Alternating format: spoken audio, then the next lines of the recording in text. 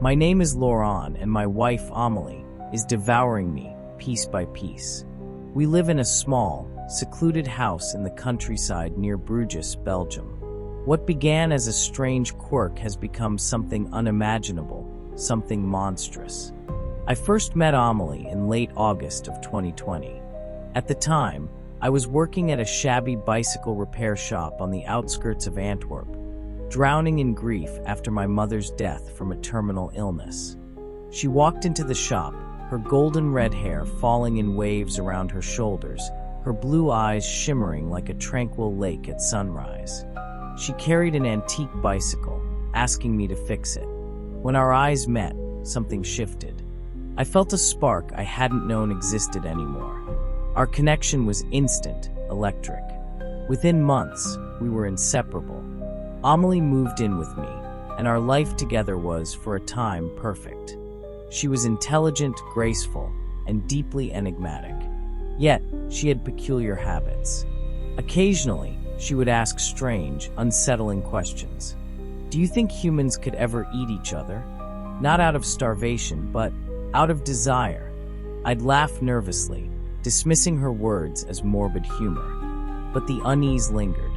One night, in early November, as we prepared dinner together in the warm glow of our kitchen, Amelie posed a question that changed everything. If I wanted to taste a piece of you, she asked, her voice soft, almost tender, would you let me? I froze, my hands hovering over the cutting board. Her expression was serious, her piercing blue eyes unflinching. I laughed uneasily, brushing it off as a joke. But she didn't laugh. At first, I refused. But Amelie had a way of weaving her words, wrapping them around my vulnerabilities, using my love for her as leverage. She made it seem harmless, almost romantic. So, in a moment of blind devotion, I gave in. I allowed her to cut a small strip of dead skin from my heel, which I prepared according to her exact instructions, seared lightly with onions and seasoned with a pinch of salt. The way she ate it, it wasn't just hunger. It was reverence. Her eyes closed as she savored it, as though it was the most exquisite meal she had ever tasted. That small act opened a door I couldn't close. Amelie began asking for more, small pieces at first. A scrap of flesh from my arm, a sliver from my thigh. I refused at first, but her persistence was relentless, her voice equal parts pleading and commanding. She spoke of how deeply she loved me, how consuming me was the ultimate way for us to become one. By Christmas Eve, the requests had escalated into demands.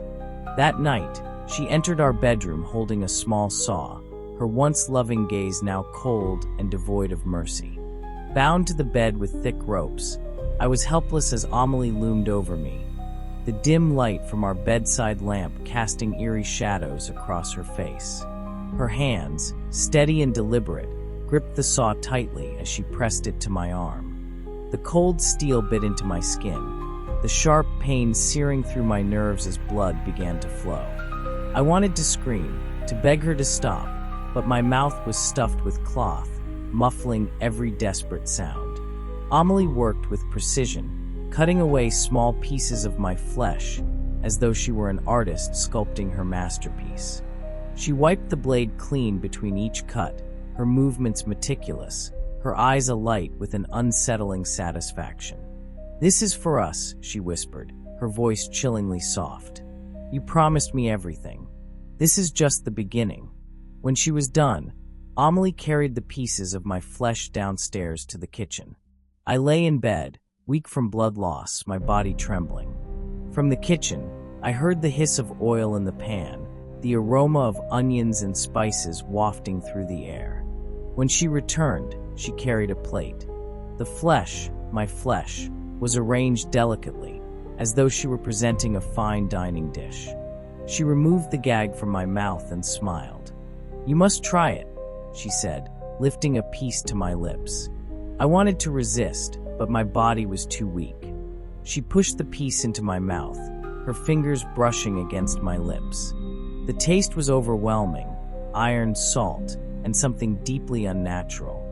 As I gagged, tears streaming down my face, Amelie chewed slowly, her gaze never leaving mine. She spoke of how this would bind us together, how I would live on in her forever.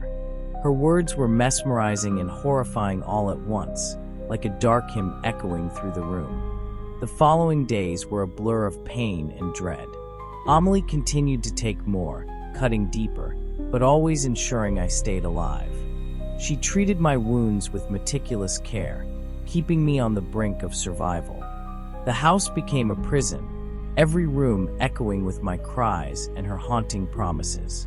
The woman I had loved was gone, replaced by a creature whose hunger knew no bounds. On a frigid night in late December, I decided I couldn't endure another moment. With what little strength I had left, I waited for Amelie to fall asleep. Using a shard of metal I had pried from the headboard, I worked at the ropes binding my wrists until they finally gave way. Barely able to stand, I stumbled to the kitchen and grabbed the saw she had used on me. My hands trembled as I returned to the bedroom, where she lay, her chest rising and falling in peaceful rhythm. But when I approached, she opened her eyes. "You think you can leave me?" she asked, her voice calm, almost amused. In her hand was a knife, gleaming in the moonlight. What followed was chaos, a desperate, brutal struggle. We fought like animals, driven by raw survival. In the end, I plunged the saw into her chest, her blood spilling across the floor. Amelie didn't scream. She looked at me with the same unflinching gaze she'd had the first day we met, her lips curving into a faint smile. "Now," she whispered, "we are truly one. I sit here now, in the empty house we once shared." Her voice lingers in every corner, her presence haunting my every thought. I can't leave. The bloodstains on the floor, the faint scent of spices in the kitchen, they keep me tethered here. Amelie said she wanted to keep me forever, and she has.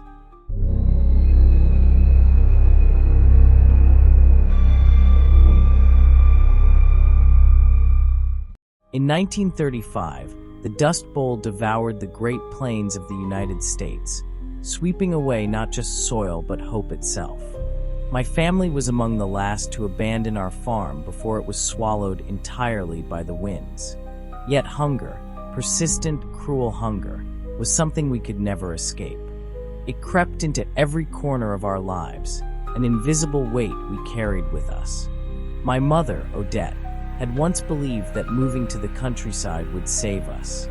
She married a landowner, a man I could only call the monster, with the dream that his farm would feed and protect us. But she was wrong. The farm offered no salvation, only desolation. The land was barren, the crops withered, and what little we had was claimed by the wind before we could harvest it. The monster made no secret of his disdain for me, his wife's child from another man. Whatever scraps remained after the harvest were reserved for him and his own children. For me, there was only hunger. I hated him. I hated my mother for bringing me into his world of cruelty and scarcity. But my half-siblings, innocent and full of light, they were the only bright spots in the darkness. They loved me unconditionally, and I cherished them more than anything. At night, I would tell them stories of a better world. I painted vivid pictures of lush green fields filled with fruit-bearing trees, crystal-clear streams, and skies untainted by dust. In my stories, there was always enough for everyone, enough to eat, enough to share. But deep down, I knew they were just fantasies. The only real comfort I had was a tattered stuffed rabbit, a gift from my grandmother before we left the city. It was my constant companion, a small token of love in a world devoid of it. But the monster couldn't bear to see me find solace in anything. One day, he ripped the rabbit from my hands, tearing it apart and leaving the pieces scattered across the floor. I gathered the fragments with shaking hands, tears streaming down my face, and buried them beneath the lone surviving tree on the farm. That tree, with its gnarled roots clawing at the dry earth, became my sanctuary. It was the one place where I felt a faint connection to something greater. 9 nights after the burial, something changed.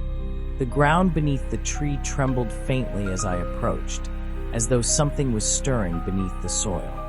My breath caught as I saw two glowing eyes, a flickering amber light, emerging from the darkness. Then, from beneath the twisted roots, the rabbit appeared. It wasn't the torn, lifeless toy I had buried. This rabbit was alive. Its fur, black as midnight, shimmered unnaturally in the moonlight. Its eyes, glowing with an intense fire, seemed to pierce straight through me, reaching into the deepest corners of my soul. A strange hunger surged within me, unlike anything I'd felt before. It wasn't my hunger, it was the rabbit's. Its need for sustenance coursed through me like an unrelenting tide, impossible to ignore. At first, I brought it small offerings: insects, mice, and whatever else I could catch. The rabbit devoured them with alarming speed, its sharp teeth tearing through flesh as though driven by an insatiable force. Each time it ate, a strange sensation of satisfaction spread through me, as if its hunger was my own. But the feeling never lasted. The hunger only grew. The rabbit's appetite began to change me. Each time I fed it, I felt stronger, more resilient, but also colder, more detached. My body grew leaner, harder, as if the rabbit's energy was seeping into my very being. Yet the price was high. The hunger became an all-consuming presence, a living entity that bound us together in ways I could not escape. The lone tree, my sanctuary, also began to transform. From its roots emerged a small opening, a fissure that revealed glimpses of another world. Through it, I could see fields of unending green, dotted with golden dandelions and heavy-laden fruit trees. The air beyond the opening shimmered with a soft, golden light, beckoning me to step through. But the passage was too narrow. The rabbit whispered to me, its voice clear despite its lack of human speech. "Feed me, and the door will open." I obeyed. I brought it larger prey, rabbits, foxes, even a stray dog that wandered too close. With each offering, the rabbit grew, its fur thickening into a lustrous coat, its eyes burning brighter. The fissure widened, revealing more of the paradise beyond. I reached through and plucked a single dandelion from the other side. When I tasted it, the sweetness overwhelmed me. For a fleeting moment, I felt whole. But the satisfaction faded quickly, replaced by a hunger more intense than ever. As the days turned into weeks, the changes on the farm became impossible to ignore. Crops that had once withered in the dust now flourished. Greenery sprang from the barren soil, covering the land in a lush, vibrant carpet. Neighbors who had abandoned their farms returned, drawn by the miraculous transformation. They begged for food, and I gave it to them, not out of kindness, but because I knew the rabbit needed them. But even the adoration of the neighbors wasn't enough for the rabbit. Its gaze turned toward my siblings, its glowing eyes filled with a sinister hunger. One night, as I sat beneath the tree, it spoke again. "Your sister. Bring her to me." I refused. I couldn't let the rabbit harm Lucille, my youngest sibling, whose laughter was the only sound that kept the darkness at bay. But the rabbit's hunger was relentless, its whispers growing louder, invading my dreams. Then one morning, Lucille was gone. Panic gripped the household as we searched for her, but I knew where she had gone. I raced to the tree, my heart pounding in my chest. The fissure was wider now, almost large enough for me to step through. Beyond it, the paradise gleamed brighter than ever. At the base of the tree, I found her bracelet, woven from clovers we had picked together. Beside it lay fresh, dark soil, as though something had been buried there recently. The rabbit sat nearby, its enormous frame casting a shadow that seemed to stretch for miles. Its eyes locked onto mine, daring me to defy it. In that moment, something inside me broke. The hunger overtook me completely, silencing my grief and fear. Without hesitation, I stepped through the fissure into the paradise beyond. The air was sweeter, the colors more vivid, the fruits more abundant than I could have imagined. I plucked the nearest fruit and devoured it greedily, feeling a rush of euphoria. Yet, even in that perfect world, the hunger remained, a gnawing void that could never be filled. When I turned back, the fissure had closed. The rabbit was gone, and I was alone. Now I tend to the fields of dandelions, harvesting their golden blossoms for the others who wander into this world, drawn by the promise of abundance. They come willingly, unaware of the cost. The hunger never fades, and neither does the rabbit.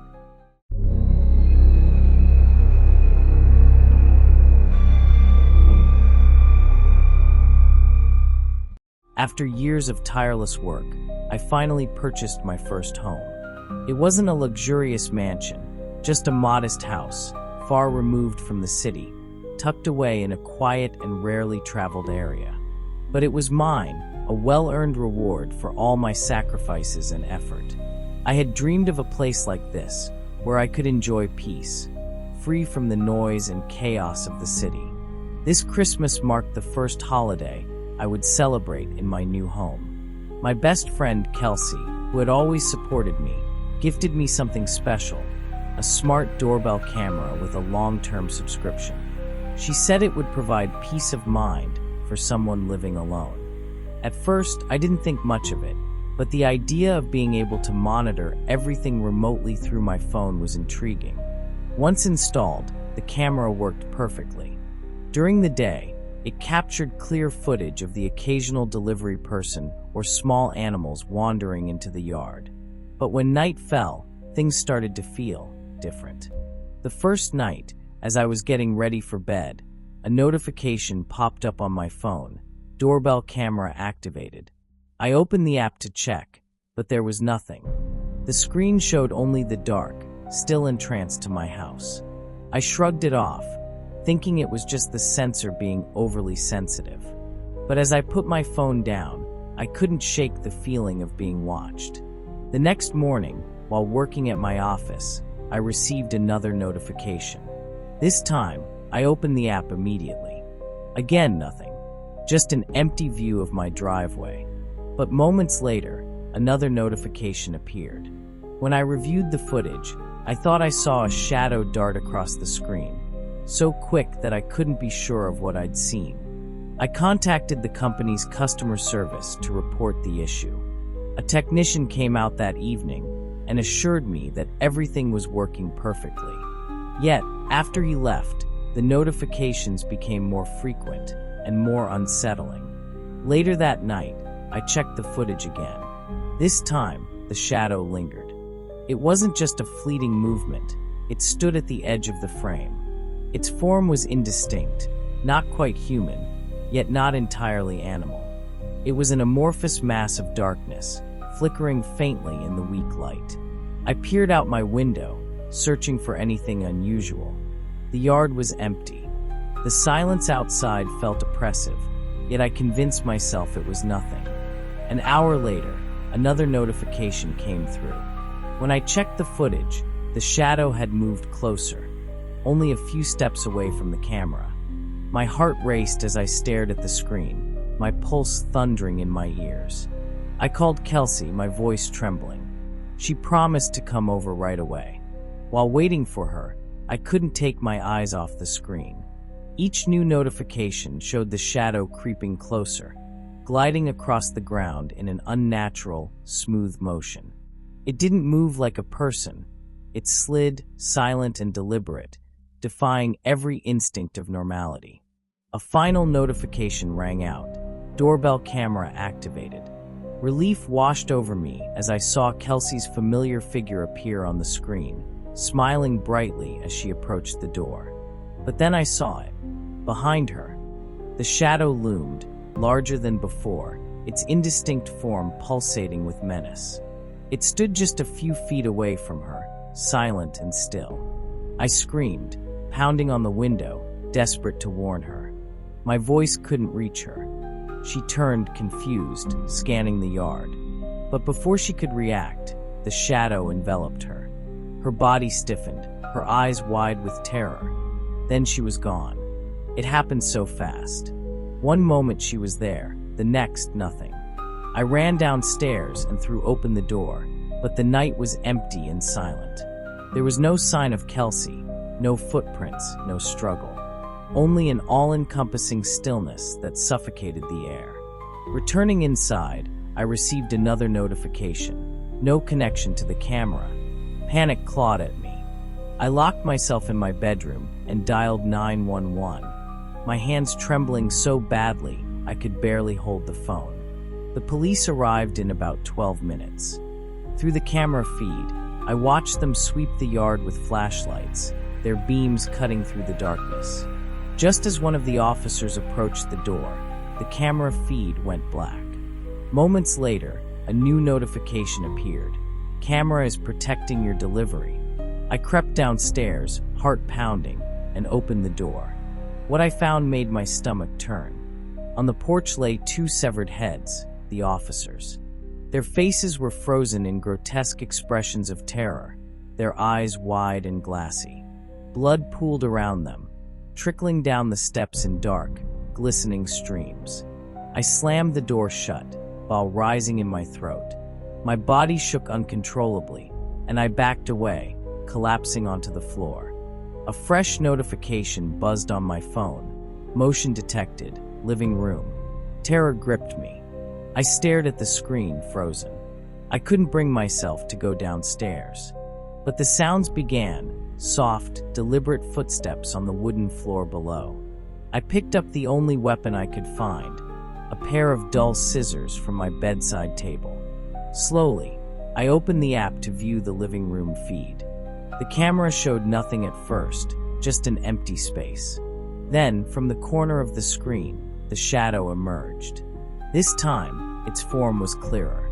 It was tall, unnaturally so, with limbs that twisted and bent in impossible ways.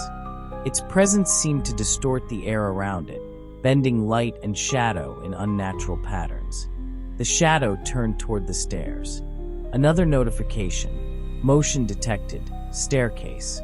I clutched the scissors tighter, paralyzed by fear as the footsteps grew louder. The light under my bedroom door dimmed. Something was outside. The door handle began to turn, slowly, deliberately. I threw myself against the door, stacking furniture to block its entry. The shadow pressed against the door, its weight palpable even without form. A foul, decaying stench filled the room, making it hard to breathe. Then it stopped. The air grew still, the silence deafening. I dared to peek through the keyhole. The shadow was gone. But my phone buzzed once more. Camera is protecting your delivery. And I knew it wasn't over.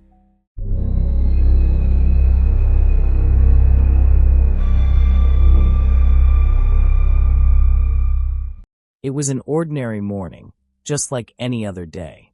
I, a university student, stepped into the train station with a singular purpose: to attend my presentation class. There was nothing extraordinary about me. Everything that day seemed to proceed as usual. But I was wrong. The station was crowded, filled with hurried footsteps, steady announcements, and the cold fluorescence of overhead lights. I stepped onto the escalator, my eyes lazily wandering over faded posters on the walls. The hum of the escalator droned in my ears, and I allowed myself to relax, anticipating the fresh air of the ground above once I exited the station. However, as I neared the top of the escalator, a blinding white light suddenly engulfed my vision. A weightless sensation rushed through my head, leaving me disoriented for a brief moment. When the light dissipated, I found myself standing at the bottom of the escalator, the same place I had started. I tried again. Once, twice, 5 times. Each time I neared the top, the white light reappeared, and I was returned to the bottom of the escalator. Fear began to creep into my mind. This couldn't be real. This had to be a mistake. Panicked, I abandoned the escalator, seeking another way out of the station. I rushed onto the platform and boarded the first train I saw. But as the train departed, the white light appeared once more, and I found myself standing just a few steps away from the edge of the platform, as though I had never boarded the train at all. I called out to passers-by, waving my hands and shouting, but no one paid attention.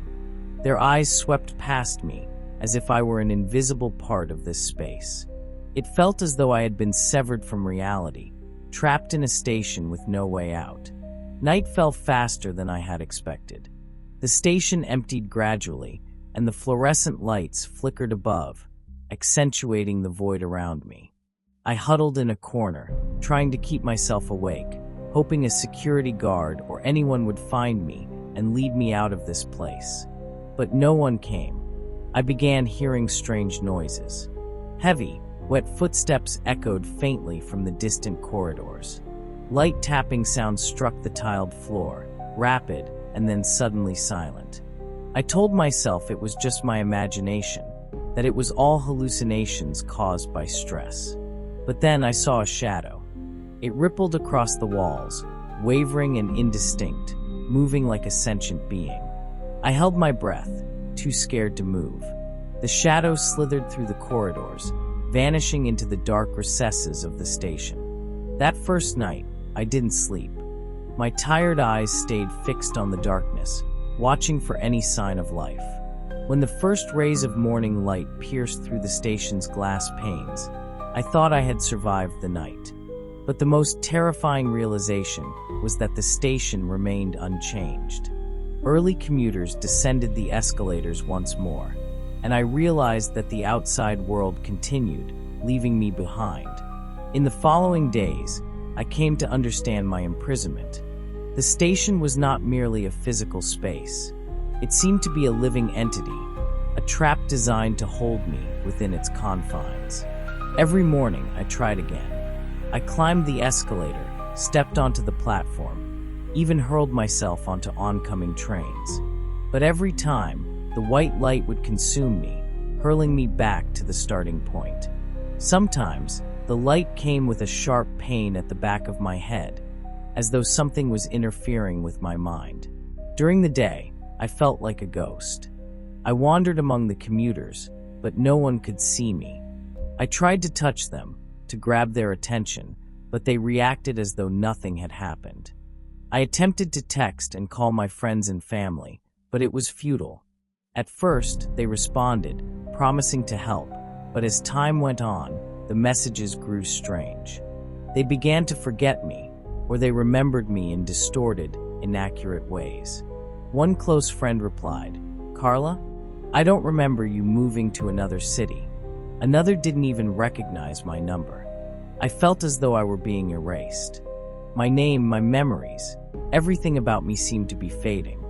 Nighttime was when the true horror began. When the station was empty and the cold fluorescent lights cast their eerie glow over the vacant corridors, I heard it. The heavy, echoing footsteps resonating from the depths of the tunnels. Wet, sloshing sounds rippled through the silence, as though someone, or something, was dragging itself across the tiled floor. At first, I thought it was just my imagination. But as I tried to ignore it, the sounds grew louder, clearer. One time, I dared to peer into the tunnel where the sounds originated. The faint glow of the fluorescent lights couldn't illuminate the depths, but I saw a shadow. It wasn't human. It was tall, shapeless, like a mass of liquid darkness shifting and pulsing. That shadow didn't approach me. It simply stood there, watching, or at least I felt as though it was watching. 3 years into the loop, I met Peter. He was a young station worker, maybe just a few years older than me. He was the first person to acknowledge my presence in a long time. At first, I felt hope. Peter promised he would help me, but his promises faded quickly. Hours would pass, and he would vanish, and each time I saw him again, his eyes seemed more distant, as if I were a stranger. One time, I found Peter standing on the platform, facing the brick wall. His blue uniform was stained with mud, his hair disheveled. I called out to him, but he didn't respond. As I approached, I noticed something horrifying. His neck was twisted completely around, and his face, Peter's bloodied, pain-stricken face, was staring straight at me. I screamed, but there was no one to hear. I realized the thing in the darkness wanted me. It waited, drawing me closer bit by bit. I tried to avoid the tunnels, but each night, the sounds grew louder, the heavy footsteps closer. One day, I decided to break the loop. I blindfolded myself and stepped onto the tracks, walking into the tunnel. The white light didn't appear, but something else did. In the pitch black, I heard it. The damp breathing, the scratching against the walls. It wasn't stationary anymore. I tore off the blindfold, and in the faint beam of my flashlight, I saw it. A shapeless entity, a swirling mass of black shadows. Its form constantly shifted, like it didn't even know what it was. But its eyes, two piercing red orbs, stared directly into my soul. I ran, but I knew it wouldn't stop. And this station, it would never let me go. Time flowed endlessly, but for me, each day was an agonizing repetition of my personal hell. I survived, but survival lost its meaning. The darkness in the tunnel wasn't just a creature. It was a manifestation of fear, a slow erosion of my soul. After 10 years, I realized I couldn't run forever. Perhaps facing the darkness was the only way to break free. One night, when the station was eerily quiet, I returned to the tunnel. This time, unblindfolded, unafraid. Step by step, I entered the darkness, feeling the cold ground beneath my feet. The familiar sounds surrounded me, the footsteps, the scratching. I knew it was waiting. I saw the red eyes glowing from deep within the shadows, tracking my every move. "I'm here," I whispered, no longer trembling. The white light engulfed me again, but this time, it didn't pull me back to the station. I remained in the tunnel, facing the darkness. The entity moved closer, its form undulating, as though it didn't know what it wanted to be. A voice echoed, not from the creature's mouth, but directly within my mind. It was seductive yet terrifying, a chorus of thousands of voices layered over one another. "Stay. You are part of this place." I sensed despair in its words. It wasn't a free creature. It was trapped just like me. But instead of resisting, it had become part of the trap, and now it wanted to pull me in. I took a deep breath, recalling the years of captivity, the pain, the loneliness. But I wasn't afraid anymore. "You have no right to keep me here," I said, my voice steadier than I expected. The red eyes flickered. The creature seemed to recoil slightly, as if my words had struck a chord. The white light enveloped me once more, but this time, it didn't feel oppressive. I opened my eyes, and for the first time in 10 years, I saw sunlight. I was standing outside the station, the entrance to the place that had been my prison. There was no darkness, no white light pulling me back. Passers-by looked at me with curiosity. They could see me. Relief washed over me, but I didn't cry. I had no tears left. I turned back to look at the station. Everything appeared normal, but I knew the darkness remained, waiting for another victim to step inside. I didn't go back, nor did I dare to. Freedom, for me, wasn't an easy gift to accept. The world outside had changed. 10 years had passed. My friends, my family, they had moved on, leaving me as a faint memory. I didn't know how to start over, but at least I was free. And sometimes at night, in the haze of restless dreams, I still see those glowing red eyes, that white light, and the station that stole a decade of my life. But now, I am the storyteller, and my tale is a warning. Don't let the darkness touch you. And if you find yourself in a place like that station, remember, you must face it. Only by confronting it can you break free.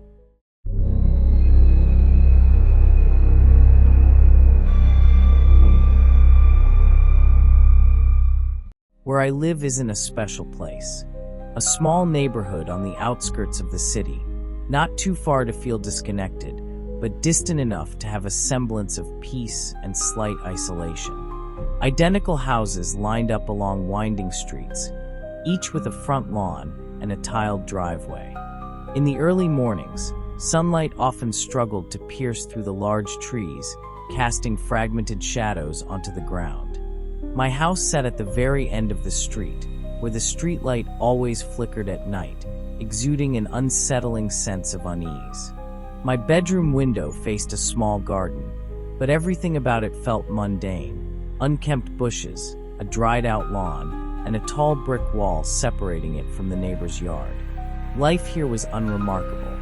A small town where people seemed to live in a monotonous loop. Work, home, sleep, repeat.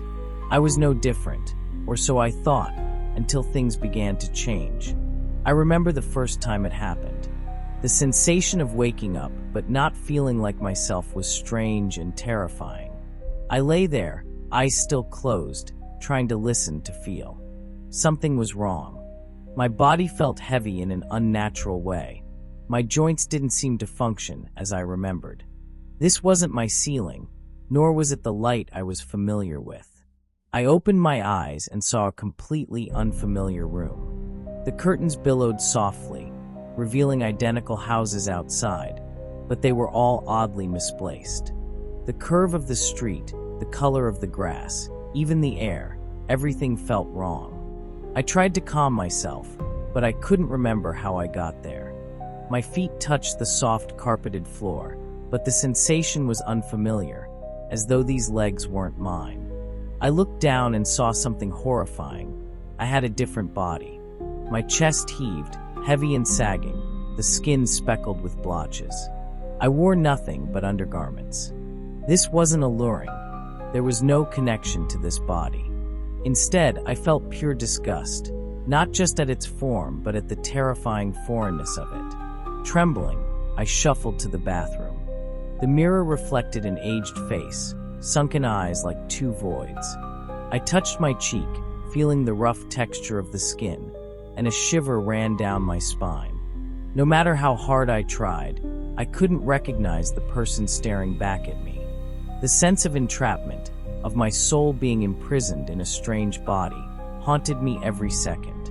I returned to the bed, hoping that if I fell asleep, everything would return to normal. Searching for some comfort in the bedside drawer, my unfamiliar hand picked up a bottle of pills. I shook it gently, hearing the rattle of capsules. A strange compulsion urged me to take two, even though I had no idea what they were.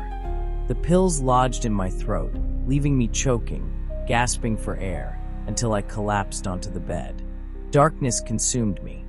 When I woke up, my girlfriend was shaking me, her face stricken with panic.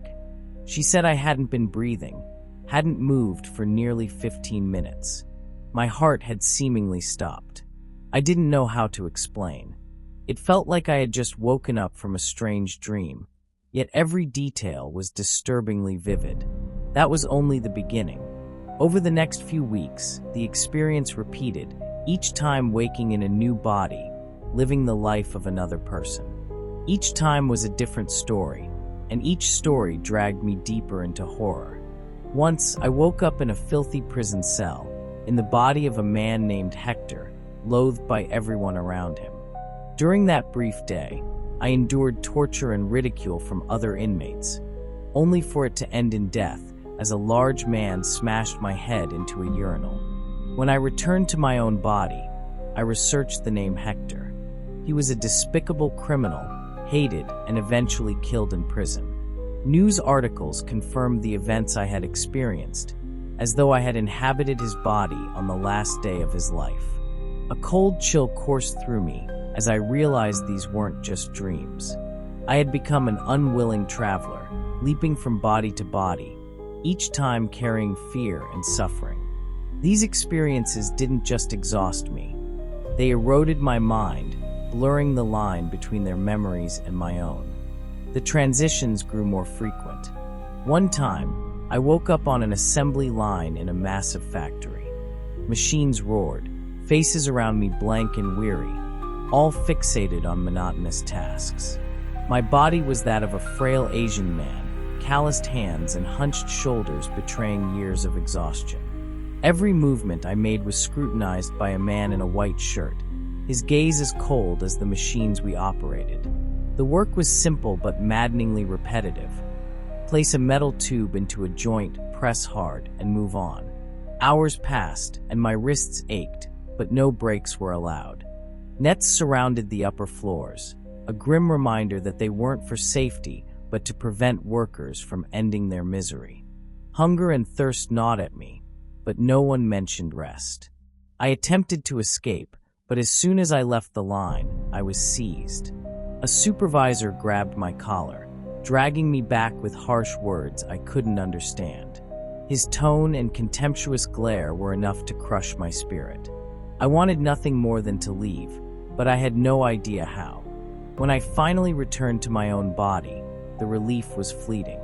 The memories lingered, the pain in my wrists, the despair in the eyes of those around me. It felt as though I had truly lived that life. I began to fear sleep. Each night, I wondered whose body I would wake up in next. Would I ever return? These questions tormented me constantly, and I had no one to turn to for help. The shifts became relentless, and every life I lived was a tragedy. I was a little girl caught in the turmoil of a broken family, suffocated by the loneliness of watching her parents fight. I was an elderly man isolated in a dark apartment, where death seemed like the only visitor. And one night, I woke up in the body of a young man standing on the edge of a skyscraper. Before me was the void of night, the city lights below mere pinpricks in the darkness. I didn't know who he was, but I felt the anguish and hopelessness in his soul. My feet wobbled as they inched closer to the edge. I wanted to scream, but no sound came out. These weren't my legs, yet they kept moving. Just as my feet reached the ledge, I jolted awake. Cold sweat drenched my back, my heart pounding erratically. I couldn't stop thinking. What if next time, I couldn't wake up in time? Would I die with that body? Now, I live in constant dread. The faces and lives I've inhabited haunt me daily, nightly. Their memories intertwine with mine, until I can no longer recognize who I am. I fear that one day, I'll lose myself entirely, disappearing like the people I've been. And then one night, sleep overtakes me again. But this time, I don't resist. I'm too tired to keep fighting. I close my eyes and let myself drift, not knowing where I'll wake up next, or if I ever will.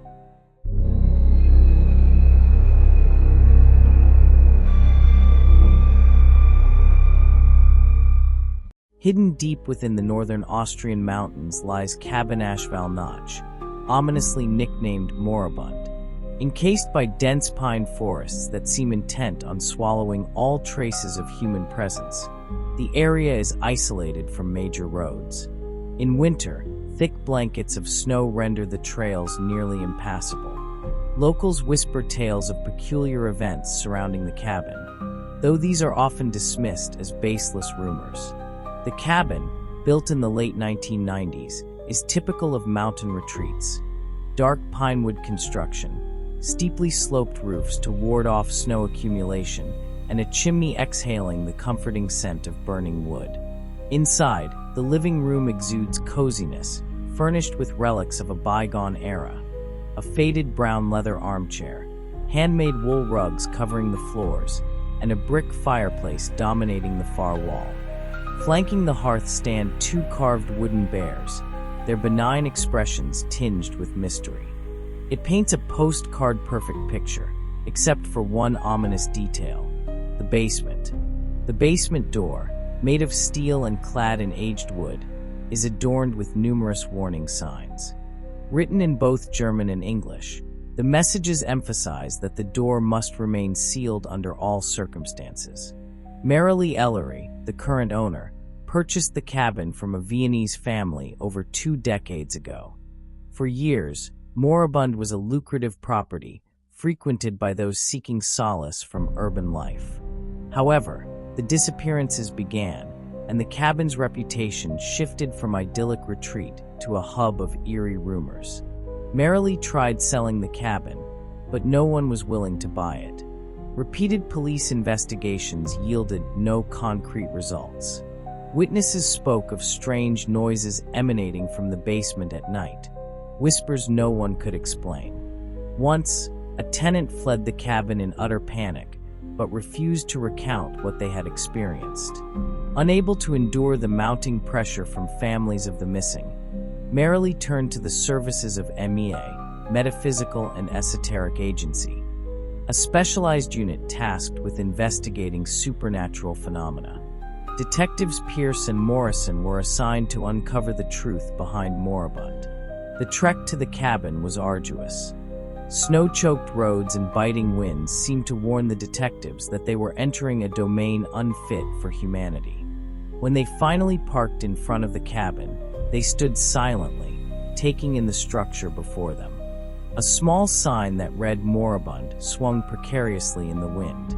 The main door, its hinge loosened as though slammed too forcefully, hung slightly ajar. Inside, the cabin's atmosphere was stifling. Its wooden walls seemed to absorb all sound, amplifying the smallest movements unnaturally. Every step they took caused the woolen rugs to tremble, and there was an intangible presence, as though something unseen was observing their every move. Approaching the basement door, Morrison couldn't suppress the chills creeping up his spine. The faded warning signs, though aged, were explicit. Do not open under any circumstances. The door wasn't just locked, it had been reinforced multiple times. Using his academy training, Morrison recognized the signs of what could be a mimic entity, a supernatural being that uses sounds and voices to lure its prey into deadly traps. With a hiss of freezing vapor, Morrison applied liquid nitrogen to the lock, which shattered after a brief moment. The door creaked open, revealing a grotesque scene. Behind the door lay a nightmarish room.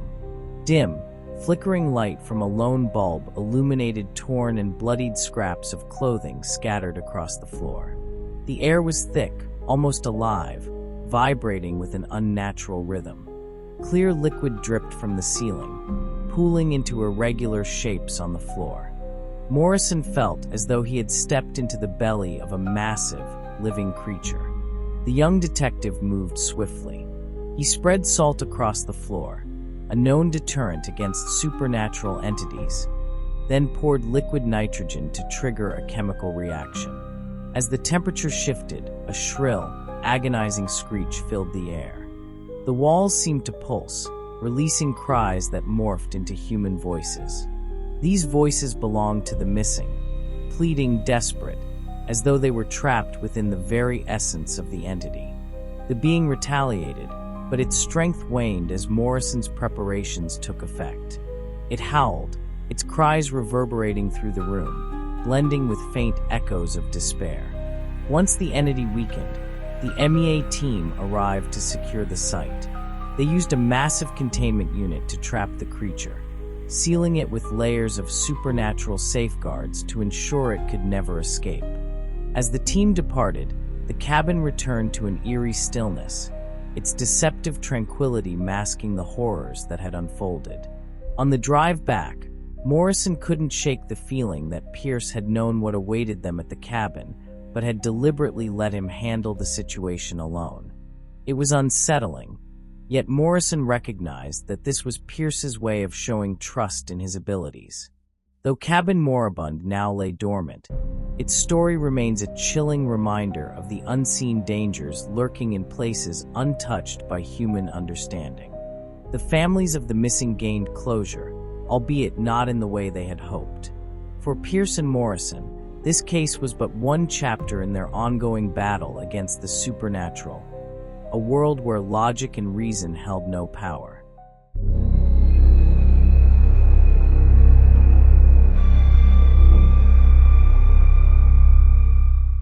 My name is Lucas Miller. I'm an office worker living in a quiet suburb. Each day feels like an endless loop of meetings, emails, and mind-numbing tasks. But I have one peculiar habit, a little escape that not many people understand: night drives. It's the only time I feel truly free, as though I can leave everything behind. Tonight was supposed to be like any other night. The sky was pitch black, my car's headlights cutting through the cold void. The road stretched endlessly ahead, flanked by dense, shadowy trees that seemed to lead into another world. There wasn't a single car in sight. No streetlights, no noise, just the hum of my engine and the suffocating embrace of the dark. I usually don't drive this late, but tonight was different. The deserted road stretched on like an infinite ribbon, illuminated only by the dim glow of my aging sedan's headlights. The dense trees swayed gently in the night breeze, casting eerie, shifting shadows across the asphalt. My car's engine hummed steadily, weary like my own spirit. I sped past a 55 miles per hour speed limit sign, barely paying it any mind. A quick glance at the speedometer. 70, damn it. I lifted my foot off the gas and eased onto the brake, feeling a slight pang of guilt. The last thing I needed was another speeding ticket. But as if my night couldn't get worse, the rearview mirror suddenly exploded with red and blue flashing lights. My stomach dropped. Damn it. I tossed my phone onto the passenger seat, guilt creeping into my chest. The police car's lights were blinding, their vivid beams painting chaotic streaks of red and blue across my windshield. The world around me seemed to fall eerily silent, leaving only the hum of my tires against the road. I pulled over to the shoulder and killed the engine. Turning on the hazard lights, I kept my hands on the wheel, my eyes fixed on the rearview mirror, squinting into the kaleidoscope of flashing lights. But there was nothing, just the disorienting swirl of colors blinding me. 5 minutes passed. By the second minute, my patience was wearing thin. Where was the officer? What was taking so long? I rolled down my window, letting in a rush of frigid air. The night breeze carried the damp, earthy scent of grass and soil, but there was no sign of the officer. I leaned out and shouted, "Hello." No response. Another minute ticked by, and the unease in my chest grew sharper. Finally, I decided to step out of the car. Standing on the roadside, I cautiously approached the police car parked behind me. The swirling red and blue lights distorted everything around me, as if the entire world was being sucked into that chaotic glow. But the patrol car was empty.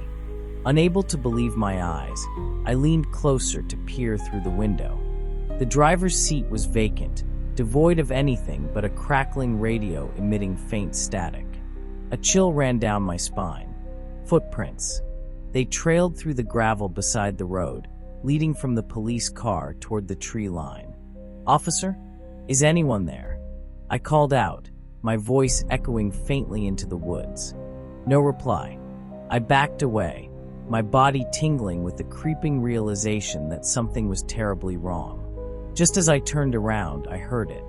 Footsteps, heavy and fast, pounding through the forest like something massive was moving between the trees. For a moment, I froze, paralyzed by indecision. Then my instincts kicked in. I bolted back to my car, panic surging through me as I flung the door open and climbed inside. My trembling hands jammed the key into the ignition. "Please, please," I muttered under my breath like a prayer. The engine sputtered, groaned, and died. "No, no, no," I cried, twisting the key again. The engine whined but refused to turn over. The footsteps were growing louder. Something enormous was emerging from the trees. On the third try, the engine roared to life, as if by some miracle. I slammed my foot on the gas, glancing into the rearview mirror as the car lurched forward. And that's when I saw it. A towering figure, at least 8 feet tall, loomed beside the police car. Its broad shoulders were grotesquely oversized, covered in dark, matted fur. Its glowing yellow eyes blazed like twin torches, locked onto me with an intensity that made my blood run cold. Before I could process what I was seeing, a deafening crash shattered my windshield. Glass exploded inward, shards cutting into my arms and legs. A body, a man, was hurled through the windshield, landing in my lap. He was a police officer. My heart pounded wildly as I screamed, slamming the gas pedal to the floor. The car screeched against the asphalt as I sped away, leaving the red and blue lights behind. My rearview mirror hung by a thread, but in the final instant before it snapped off completely, I saw it again. That monstrous figure stood in the middle of the road, its blazing yellow eyes tracking me. and then it vanished into the darkness. My throat was dry, my breath coming in ragged gasps that couldn't fill my lungs fast enough. I didn't stop. I didn't dare stop. The road ahead stretched endlessly, but at least it was taking me away from the nightmare. Maybe I escaped, but the creature's guttural roar still echoes in my head, a grim reminder that the darkness holds things far worse than we can imagine.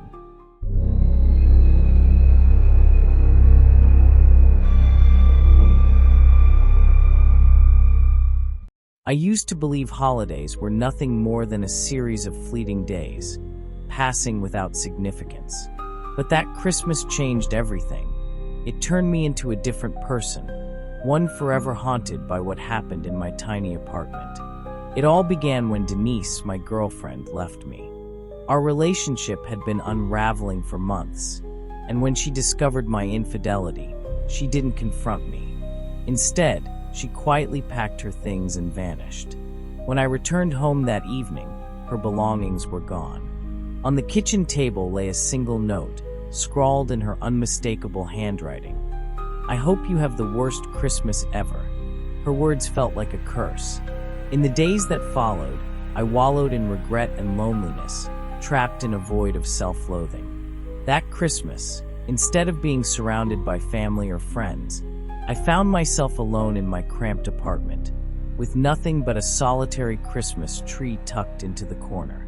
Denise had left behind a few decorations she'd picked up from a thrift store.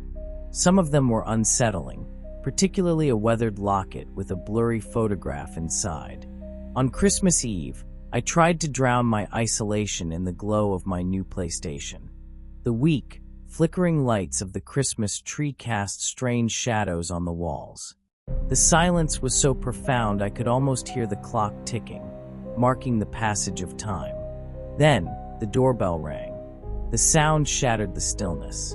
Startled, I froze. Who would come at this hour? It couldn't be Denise. She had left me for good. I was sure of it. I opened the door, and standing before me was a man.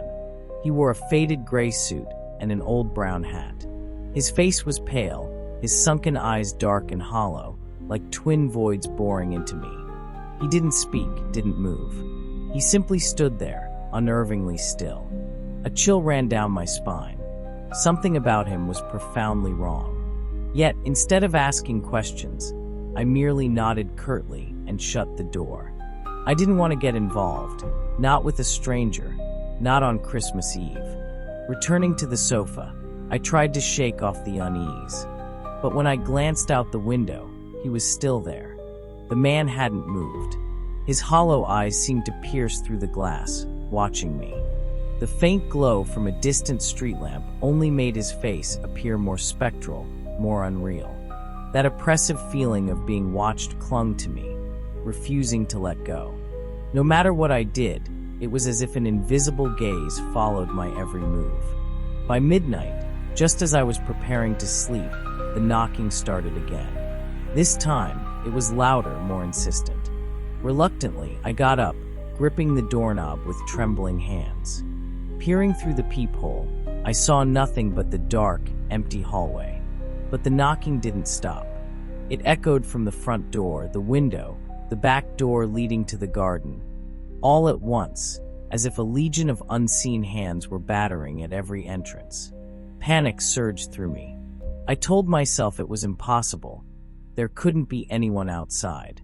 My neighbors had left earlier that day, and the area was always deathly quiet. But the sounds continued, relentless, as if an entire army was surrounding my apartment. Summoning every ounce of courage, I opened the living room door. The motion-activated hallway light flickered on, revealing nothing. But the darkness felt alive, as if something malevolent lurked just beyond the reach of the light. I retreated to the sofa, my hands shaking. Suddenly, my phone rang.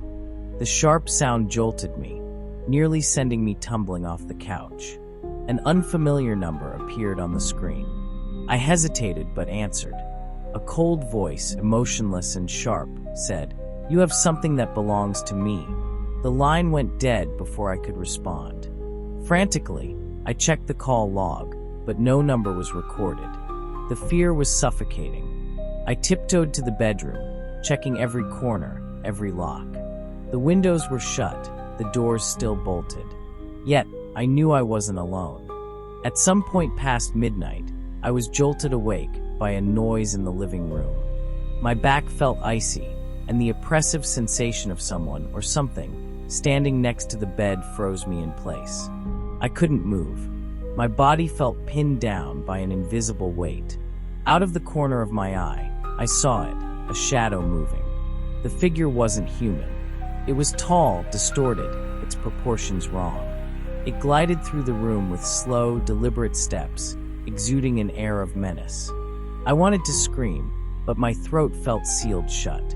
When I woke up the next morning, the apartment was eerily silent. Everything seemed normal until I noticed the Christmas tree. It was tilted, as if something had knocked into it. One of the ornaments lay shattered on the floor, the locket Denise had bought. I picked it up, my hands trembling. For the first time, I studied the photograph inside. It wasn't a Christmas scene as I'd thought. Instead, it was a sepia-toned image of a man in a hat and a child. I couldn't take it anymore. That evening, I drove to a nearby park and hurled the locket into the lake. When I returned home, I ripped the tree from its stand and threw it into the dumpster, vowing never to let anything from the past linger in my life again. I still don't know what really happened that Christmas Eve, but one thing is clear. There are objects we should never keep and entities we should never encounter.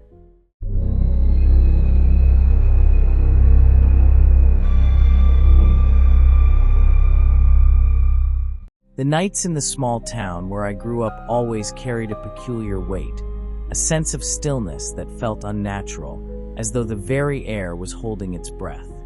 It was a place where the spaces between the trees and the old, crumbling buildings seemed to whisper secrets, waiting for someone foolish enough to listen. Empty streets, dim light from scattered windows, and shadowy figures moving silently, like ghosts. I had lived my entire life there, yet it never felt familiar or safe. As a child, I often sat and listened to my parents read from the Bible, warning of God's miracles and the dangers humanity faced from the supernatural. When I grew older, I left the faith behind, but the awareness of something beyond the natural world stayed rooted deep within me. At the time, I was a restless young man, caught between vague dreams and a dissatisfaction with the monotony of life.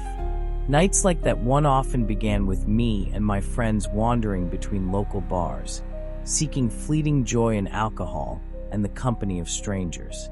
And that's when it happened, on one such night when everything began. We were standing behind an old bar, where dim light spilling through the open door cast long, faint shadows. My friends and I shared cigarettes with a small group of strangers, trading meaningless stories amid the haze of smoke and scattered laughter. None of us paid attention to the time, not until a man stepped into our circle. He wasn't like anyone I'd ever seen.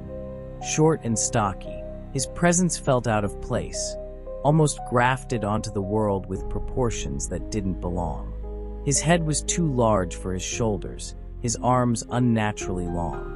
A thick, unruly mustache sat crooked on his face, and his eyes, they weren't alive. He wore an oversized cowboy hat, a leather jacket over a dingy white tank top, and leather pants tucked into heavy black boots. Every step he took was accompanied by a metallic clink, echoing in the still night air. For the first few minutes, he didn't say a word. He simply stood there, as if trying to integrate himself into our group, but failing miserably. I could feel an invisible barrier between him and the rest of us, a palpable unease none of us dared to break. When he finally spoke, the air seemed to thicken. "It's my birthday," he rasped, his voice gravelly, as though each word was dragged over a bed of stones. "Someone should buy me a drink." His words repeated, like a warped refrain. He continued talking about his birthday, the cigarette he needed, the drink he wanted.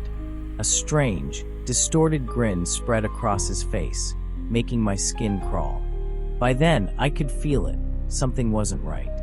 One by one, the others left, leaving just me, my friend, and the birthday boy. When it was only the three of us, he turned to me, his hollow eyes locking onto mine. "Where's an abandoned building I can celebrate in?" he asked. There was something in his tone, a forceful edge, an unseen pressure, that made the air catch in my lungs. Every instinct screamed at me to run. Pointing in a vague direction, I lied, making up a non-existent place and muttering that I couldn't take him there. He smiled then, a grin so wide and unnatural it felt like staring into a crack in the fabric of reality. Before walking away, he said, "I'll see you again, Noah." The way he said my name was like a curse, a chilling proclamation that burrowed into my mind. He stepped back once, twice, then sprinted, unnaturally fast, as though his feet never touched the ground, until he vanished from view. My friend and I exchanged a terrified glance before bolting in the opposite direction, too afraid to speak. We ended up at my friend's house, convincing ourselves it was just some bizarre coincidence. 20 minutes later, however, a voice drifted in through the window. "Happy birthday to you." My heart stopped. I crept toward the window, peeking out into the darkness. There he was, under the faint glow of the street lamp. The birthday boy was pacing up and down the street in front of the house, singing and waving his arms in a grotesque parody of celebration. His boots clinked rhythmically against the pavement. Clink, clink, clink, clink. He didn't knock, didn't try to enter the house. He just walked back and forth, singing that same eerie refrain over and over. We didn't dare move, didn't even breathe. We lay still, watching him from behind the curtains. After more than an hour, he stopped. Slowly, he turned his head toward the window, as if he knew exactly where we were. He gave a bizarre bow, then walked away, vanishing into the shadows. I never saw him again, but his voice and the sound of his boots still haunt me. Perhaps he wasn't human, or perhaps I encountered something far beyond my understanding. One thing is certain, that night was no ordinary night. Sometimes, on quiet nights, I wonder if he's still out there somewhere, wandering the streets, looking for someone to celebrate with. And if he is, I have only one prayer, that we never meet again.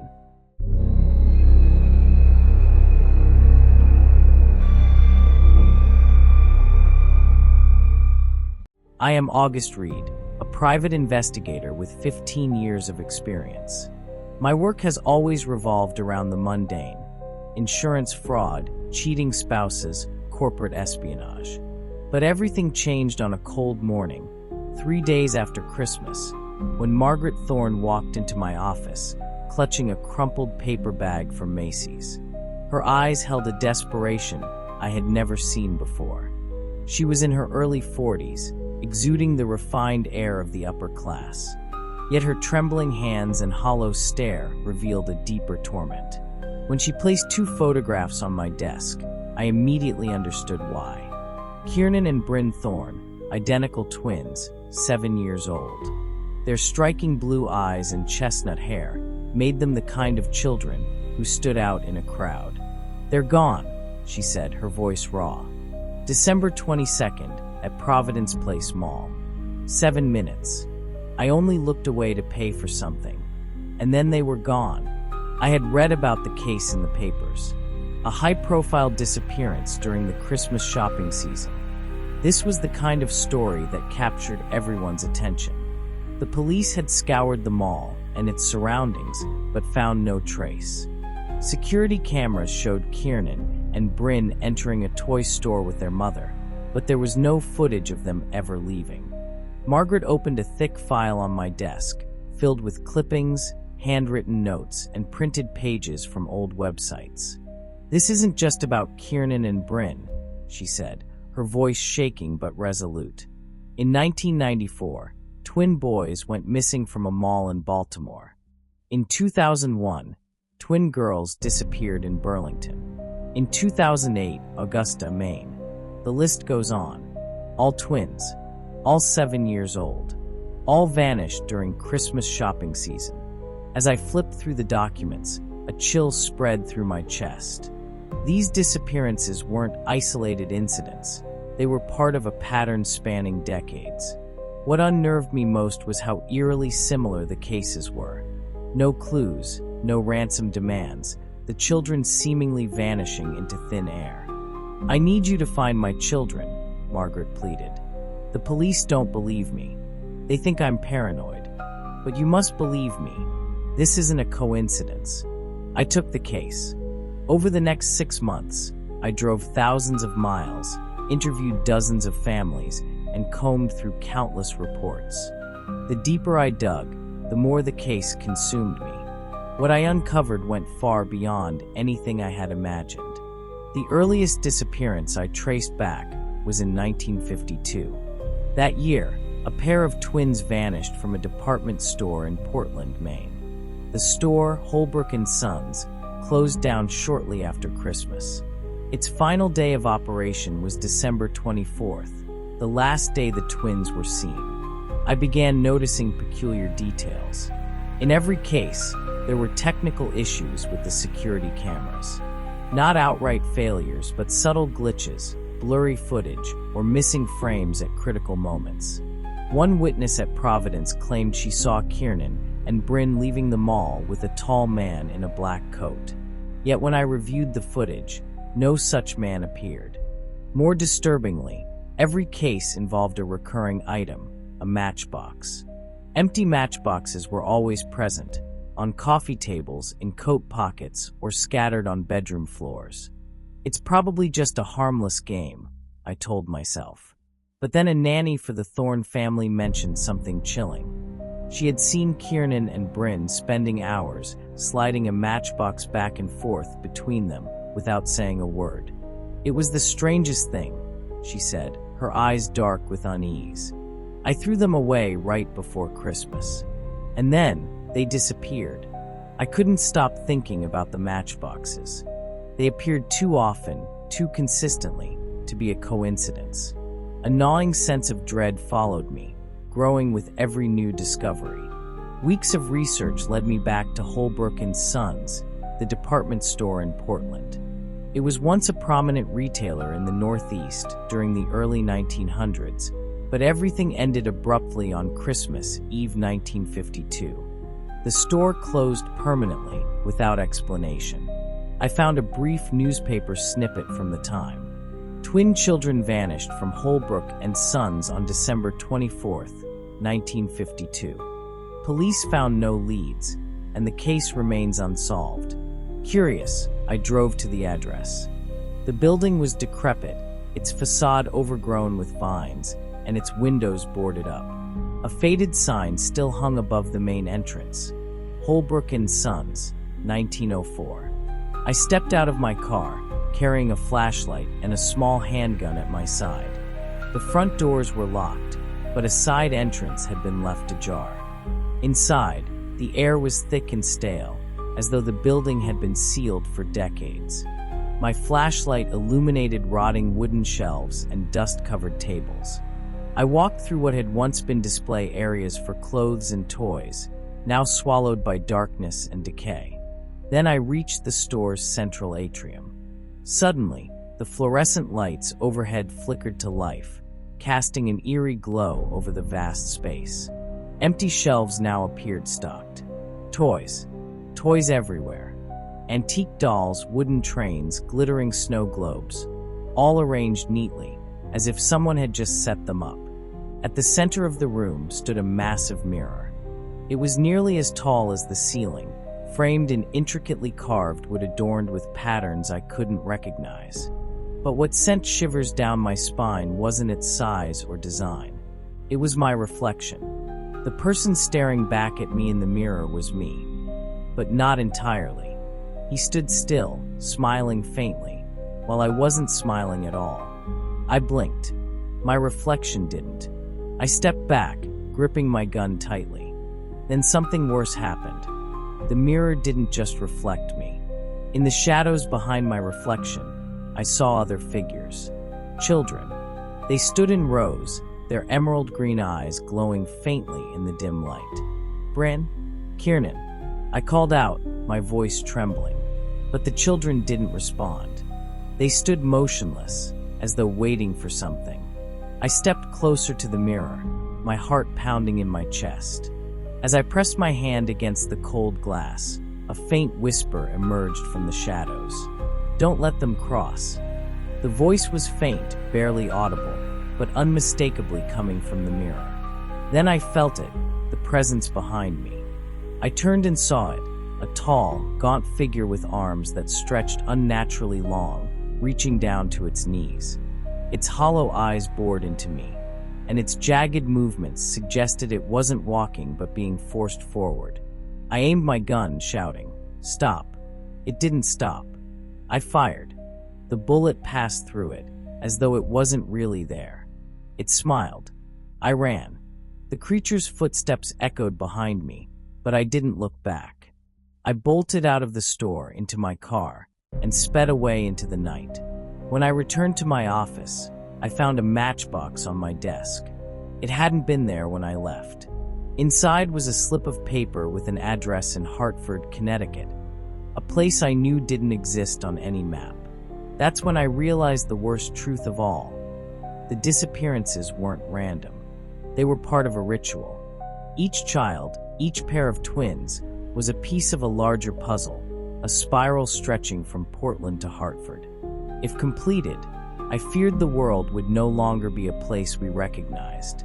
But I couldn't stop. The matchbox had given me my next lead, and somewhere in Hartford, another set of twins was in danger.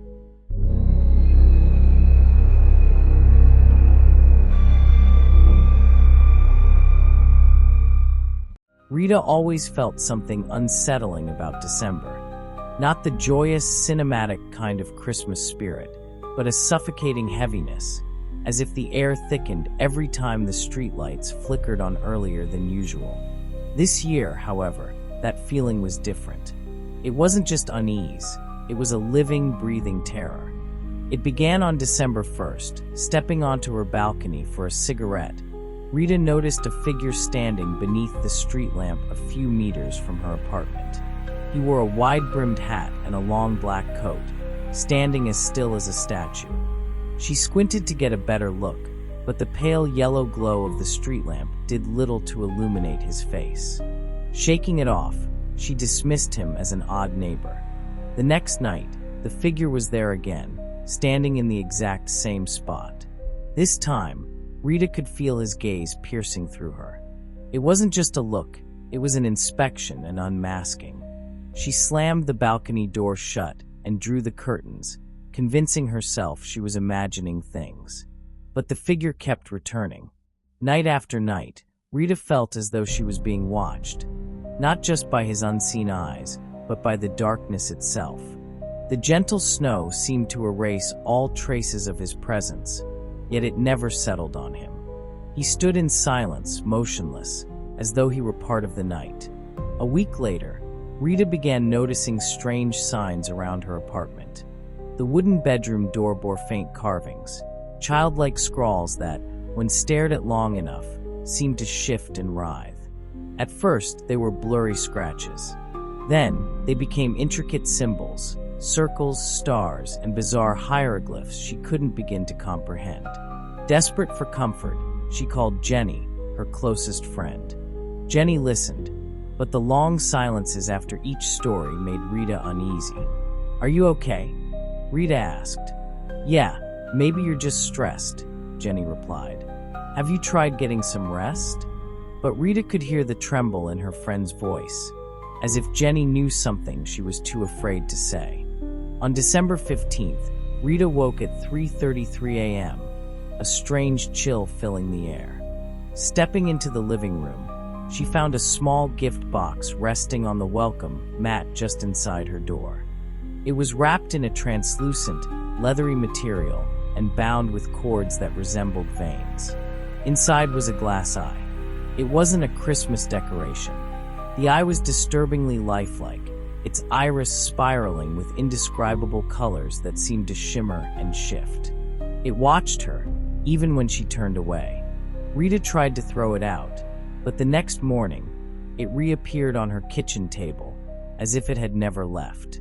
The following nights brought more gifts. A tiny mirror that reflected not her face but the figure under the street lamp. A book with blank pages that only revealed cryptic writing when the clock struck 3:33 a.m. On December 20th, Jenny came to visit. Her face was pale, her eyes hollow. "You need to leave," Jenny whispered. "He's chosen you." "What are you talking about?" Rita asked, but Jenny only shook her head, refusing to explain. Before leaving, she handed Rita an old painting, claiming she'd found it in her grandmother's attic. The painting depicted a towering figure wearing a wide-brimmed hat, standing in a circle of snow. Around him, hooded figures knelt, their heads bowed as though in prayer. Desperate for answers, Rita searched for any information about the painting. Every website she visited glitched, displaying garbled text before her computer abruptly shut down. When she turned back to the painting, the figure in the hat seemed closer, as though stepping out of the frame. On the night of December 24th, at the stroke of midnight, there was a knock at her door. Rita tried to ignore it, but the knocking grew louder, steadier, like a heartbeat. She opened the door. Standing there was the man in the wide-brimmed hat. For the first time, she saw him clearly under the dim hallway light. His face was featureless, a blank void, darker than the shadows around him. His coat seemed alive, writhing with tendrils of pure darkness. He extended a hand, holding a small gift box. Rita couldn't resist. An invisible force compelled her to take it. Inside the box was an old key and a slip of paper that read, "Welcome to Eternal Christmas." The key led to a small room at the end of her hallway. When Rita opened the door, what lay beyond wasn't a room. It was a vast, dark expanse, filled with shadowy figures. In that space, dozens of people stood frozen, their necks craned at impossible angles, all staring toward a massive spire at the center. Atop the spire sat a colossal entity, its presence blotting out every trace of light. Rita never stepped out of that room again. On Christmas morning, her neighbors found Rita's apartment empty. Strange, childlike footprints dotted the ceiling, leading toward the window. A single gift box was left on the table. Inside was the glass eye. Her story was never explained. But every Christmas season, her neighbors claim they see the silhouette of a woman standing at the window. Her neck bent at an unnatural angle, she stares into the dim streetlights below, where the man in the wide-brimmed hat still waits, silent, motionless, for someone else to open the next gift.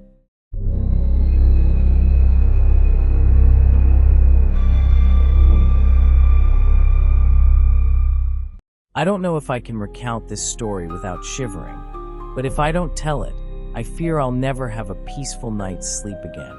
My name is Alex, and I was the one who led my friends into that cursed place, the Hospital of Shadows. I thought it would just be a fun adventure, the kind of video that would go viral on social media. But what we experienced that night was a nightmare that will never end. We arrived at the hospital on a winter night, with snow blanketing everything and the pale moonlight casting strange, dancing shadows on its decaying walls. I was the first to step through the rotting front doors, and the moment my foot touched the floor inside, I felt it, a heaviness in the air, dense and freezing, as if hundreds of unseen eyes were watching us. Lily, Max, Sarah, and I entered with flashlights in hand, trying to push back the suffocating darkness that swallowed everything around us. The hallway stretched long and foreboding, the light barely illuminating a few feet ahead. On either side were patient rooms, their doors flung open to reveal empty spaces filled with cobwebs and rusting hospital beds. Almost immediately, I began to hear strange noises, a faint hissing in the air, footsteps echoing from somewhere far away, but not from any of us. Max tried to reassure me, saying it was just the acoustics of an old building, but his eyes betrayed his unease. Sarah whispered to me that she felt like someone was following us, but when we turned to look, there was only darkness. At the end of the hallway, we found room 13. Its door was larger and more solid than the others, with a massive padlock securing it shut, as though someone had desperately tried to keep whatever was inside from getting out. Fueled by a mix of curiosity and arrogance, I pulled out lock-picking tools. When the padlock fell to the ground with a loud clang, we froze for a moment, hearts pounding like drums in our chests. Inside, the air was heavier, thicker, and colder. The room was cluttered with rusted hospital beds, bizarre medical devices, and large glass jars filled with an unidentifiable liquid. On a desk, we found an old tape recorder. I pressed play, and a crackling voice emerged. The experiment was successful, but they are no longer human. The moment the recording ended, an icy chill raced down my spine. The door slammed shut behind us, and our flashlights began to flicker uncontrollably. One of the large jars fell from a shelf, shattering on the floor and spilling its contents, a red liquid that moved, pulsing and crawling as though it were alive. Max was the first to change. He started mumbling incoherently, his face pale and his eyes vacant. I grabbed his arm, trying to pull him out of the room, but he was fixated on a corner of the wall where the shadows seemed to writhe and twist, forming a shape that defied comprehension. We tried to escape, but every door leading out was now locked. Our flashlights died completely, leaving us in absolute darkness. In that suffocating black void, whispers filled the air, warped voices repeating words we couldn't understand. I don't know how far we ran, but somehow we ended up back in the same hallway where we had started. The walls now seemed to bend and twist, grotesque faces pressing through cracks in the plaster. Gnarled hands clawed at us from the shadows. Max was gone. All we heard was his scream, echoing as if from a place beyond this world. Then it appeared. A towering figure emerged from the end of the hallway, its body contorting unnaturally as though it had no bones. Its arms stretched impossibly long, dragging along the ground. Even from a distance, I could feel the icy aura emanating from it. I couldn't move, couldn't breathe. Every instinct screamed that this wasn't a living creature. It was something else, something that didn't belong in our world. Lily's scream snapped me out of my paralysis. She and Sarah dragged me in the opposite direction, but there was no escape. The walls seemed to close in, and every step only brought us closer to the monstrous entity. Sarah tripped, and before I could help her up, the shadowy figure was upon her. I turned away, but her scream will haunt me forever. Somehow, Lily and I managed to stumble out of the hospital. When I looked back, the windows flickered with erratic light, and the shadowy figure stood at the entrance, as though watching us leave. The next day, I found my camera near the hospital's entrance, but there was no sign of Max or Sarah. In the final footage, there was a shot of me standing in the hallway, but I had no memory of that moment.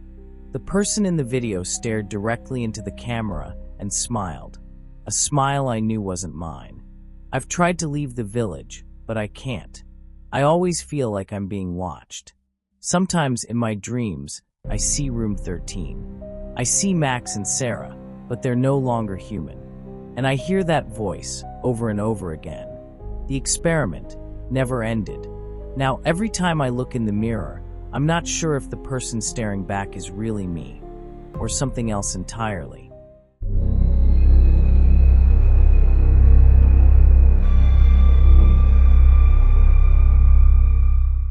Ellie and I had a small apartment in Salzburg that always felt cozy, especially during the cold winter months. The off-white walls, the warm yellow light from the table lamp, and the lingering smells of cooking always made the stresses of the day melt away. But that night, that familiar atmosphere seemed to be replaced by something strange. Ellie had just returned from a late shift, her coat still covered in snow. I was in the kitchen making her favorite dish, rigatoni alla vodka. Simple moments like these often brought a peace that we both cherished. But a sudden knock on the door interrupted everything. 3 knocks, soft but clear, came from the front door. It was almost 11 at night, and no one knew us at this hour. We looked at each other, confusion evident in Ellie's eyes. I put down the spoon I was stirring the sauce with and walked to the door, glancing through the peephole. The dimly lit hallway revealed the silhouette of Mr. Howland, the neighbor who lived downstairs. He was a middle-aged man who lived alone and rarely interacted with anyone in the building. His face was pale, his eyes wild, as if he had just witnessed something terrible. His clothes were not warm enough for the weather outside, and his hair was matted with snow, making him look as if he had just run through a storm. When I opened the door, I noticed Mr. Howland was trembling, his lips dry and cracked as if he wanted to say something but couldn't. After a few awkward seconds, he made a request, one I could fulfill. Despite my strange feelings, I went back into the house, searched the medicine cabinet for 2 oxycodone pills, and handed them to him. He took them, bowed his head in thanks, and disappeared into the darkness of the hallway. Ellie stood behind me, concern written all over her face. She said nothing, but her eyes asked if I was okay. I stayed silent. There was something about Mr. Howland that I couldn't explain, a nagging unease.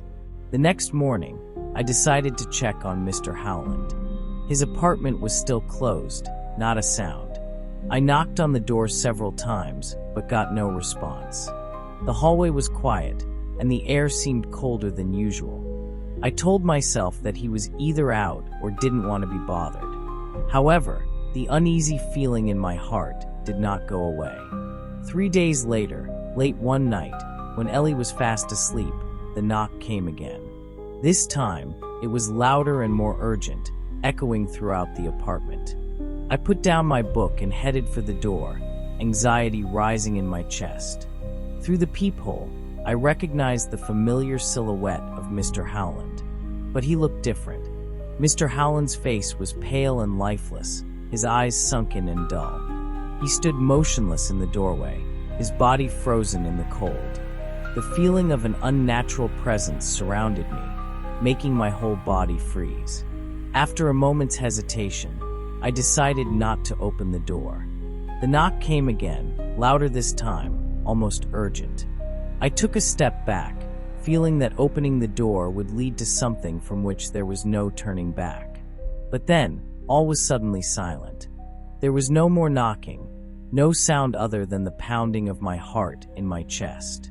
When I looked through the peephole again, the hallway was empty, no trace of Mr. Howland. A heavy silence hung over the apartment that night. I didn't mention it to Ellie, telling myself that I was probably imagining things. But the tension in the familiar space grew more and more palpable, as if something invisible was creeping into every corner of the house. The next morning, everything in the apartment went on as usual, but the unsettling feeling inside me did not subside. I tried to push the strange thoughts away, telling myself that it was all just a coincidence. But then, things started to spiral out of control. That night, as Ellie was getting ready for bed, I heard strange noises coming from Mr. Howland's apartment. Soft noises, like footsteps moving back and forth in the hallway. I pressed my ear to the door, trying to hear better. The noises stopped, replaced by an eerie silence. But just as I turned to go back to my bedroom, the knocking sounded again. This time, the sound seemed to hit me straight in the head.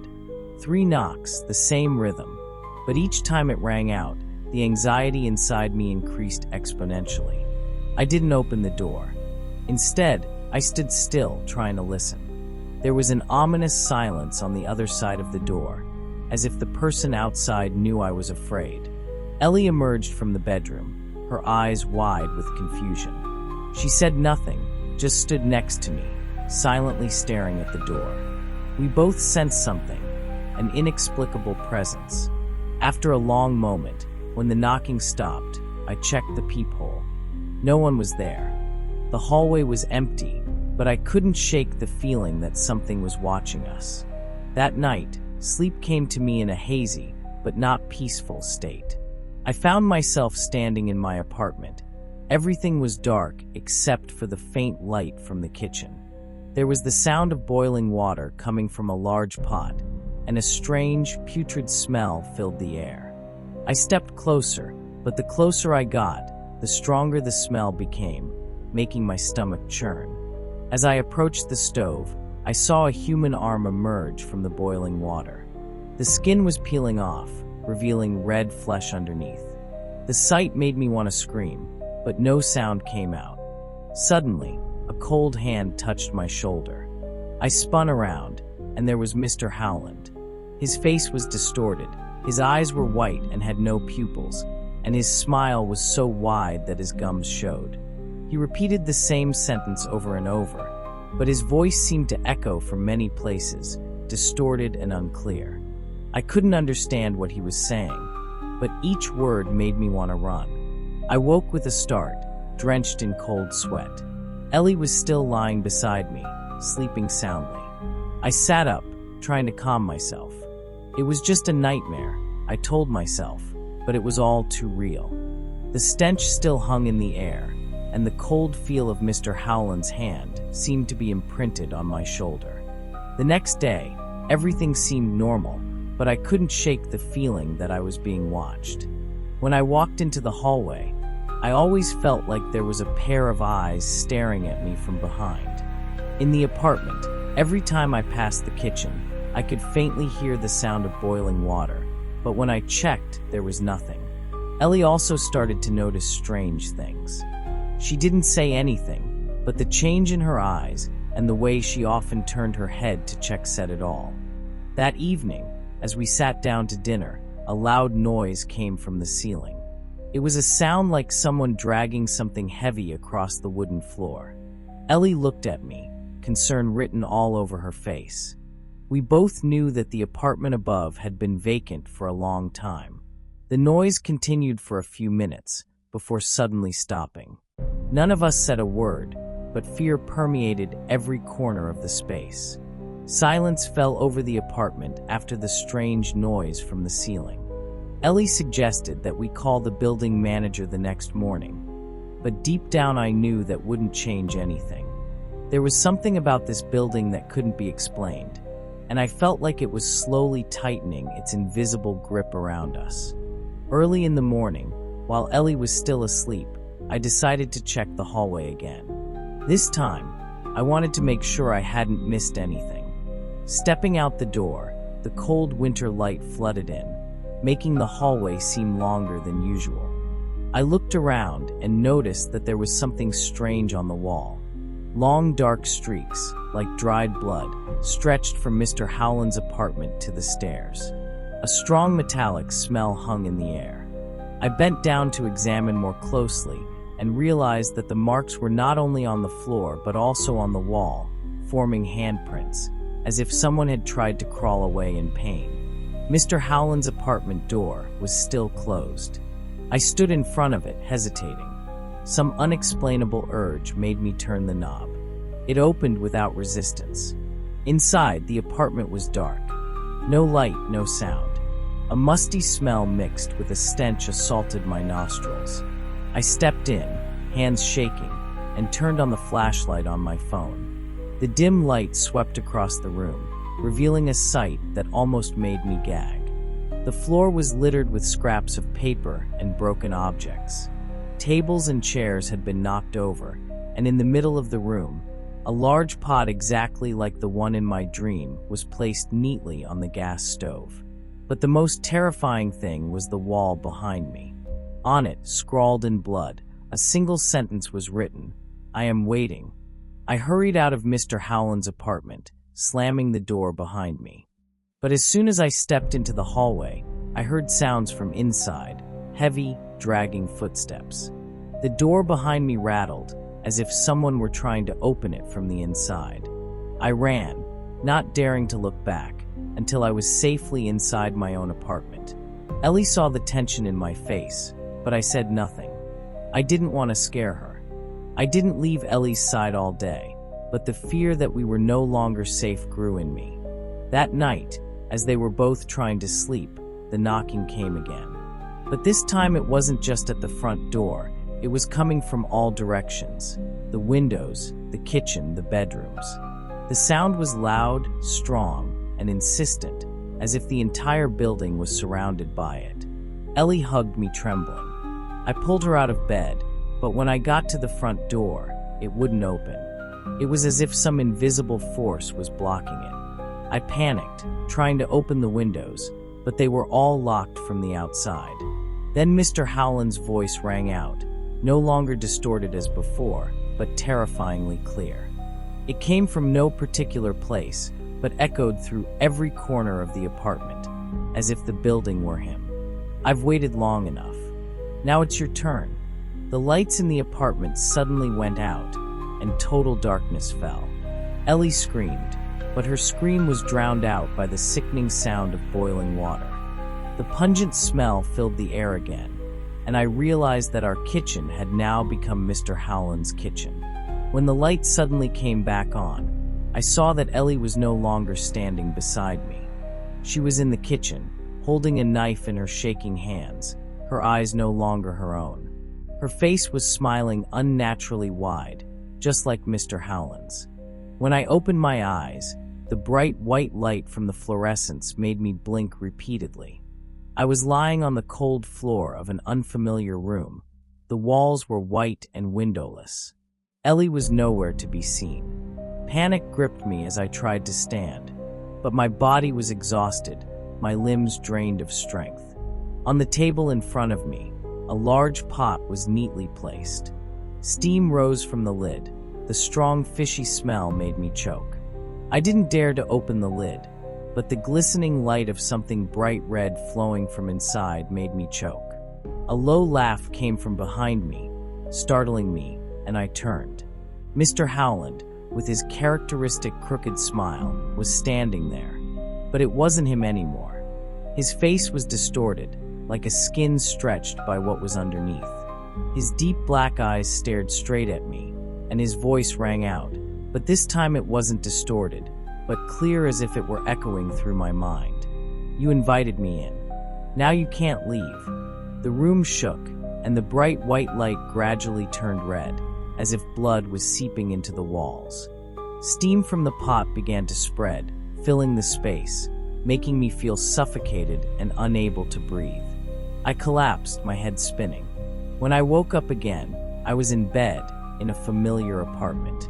Everything was back to normal, but the feeling of unease remained. I looked for Ellie, but she was nowhere to be found. The apartment was strangely quiet, and the walls seemed closer than before.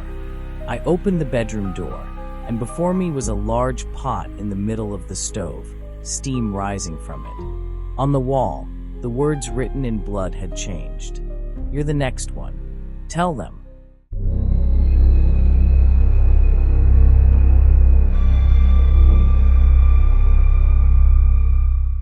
I used to think I lived a simple, peaceful life.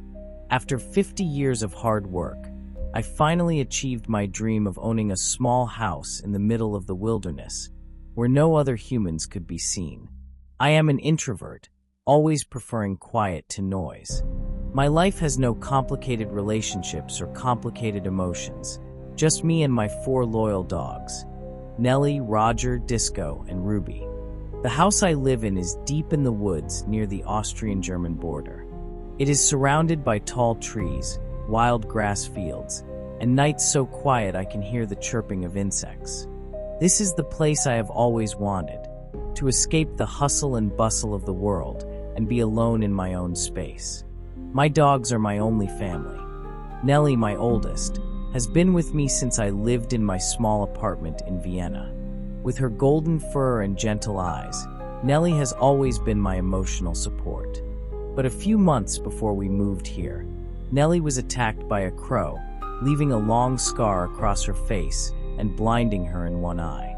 Every time I see that wound, I feel guilty, as if I failed to protect my most loyal friend. Life in the new house went smoothly for a few weeks, until I began to notice something unusual. Nellie seemed to be getting weaker. She moved less and less, often sleeping under the stairs all day. What worried me most were the small scratches that appeared on her body every morning. At first, I thought Nellie had scratched herself somewhere in the house. But as the injuries became more numerous, I could no longer ignore them. A week later, I decided that maybe there were mice in the house. I brought all the dogs upstairs to sleep with me at night, hoping that would keep Nellie safe. My plan seemed to work. Nellie's wounds stopped appearing. But then one morning, I woke up and realized Nellie was gone. I searched the house, calling her name, but there was no sign of Nellie. When I opened the back door, I saw it, a pentagon drawn in dried blood on the ground. I froze. My mind screamed for a rational explanation, but there was none. A deep sense of dread filled me, and at that moment, a crow swooped down from a tree, aiming straight for my face with its claws outstretched. I dodged to the side in time, but its ferocity terrified me. The crow perched on a nearby tree branch, its bright eyes staring at me as if it wanted to say something. I ran into the house and closed the door tightly, but the image of blood and the crow remained imprinted in my mind. In the days that followed, things got worse. The remaining dogs began to act strangely. Ruby, the smallest, began barking at the empty space in the living room. Roger and Disco became frightened, whining and running away whenever I approached the back door. One evening, as I sat in my chair, the light from the only candle in the room dancing on the wall, I heard a light scratching at the back door. The scratching was steady, as if someone was trying to get my attention. This time, I didn't open the door. I just stood there, feeling the fear rising with every breath. As I looked out the window, I saw it, a tall figure, standing motionless in the darkness. Its shape was humanoid, but its large wings folded close to its sides told me clearly that it was not something of this world. The figure just stood there, looking at me, not coming closer, but its presence was enough to make me tremble. My last night with the dogs began with a knock on the door. But this time, the knocking wasn't just coming from the front door. It was coming from everywhere, the windows, the back door, even the roof. The knocks were steady, rhythmic, as if they were tapping on my heart in unison. Voices began to speak in my head. A deep, cold voice repeating, "Give them to me. Give them to me." I knew exactly who they were referring to, my dogs. They were my only family, but I knew that this darkness would not stop unless I did as I was asked. I held the dogs, tears streaming down my cheeks. I couldn't let them go through this horror, but I couldn't let go either. And then suddenly everything stopped. The knocking stopped. The voices disappeared. The house fell silent. The next morning, I woke up on the floor alone. My dogs were gone. On the kitchen table, Nellie's collar lay, stained with dried blood. Scrawled in dark liquid on the wall were the words, "You kept them. You are mine now. I can't leave this house." The crows still stand there every night, watching me from the bare branches. And every night when the sun sets, I hear that voice, over and over in my head, like an eternal sentence.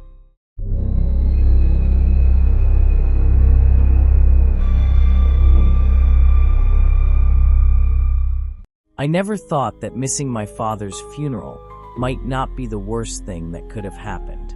But then I realized that long, lonely drives have a hypnotic power, taking your mind off reality. The broken white lines on the road act like a mysterious hypnotist's pocket watch, telling you to sleep, to forget.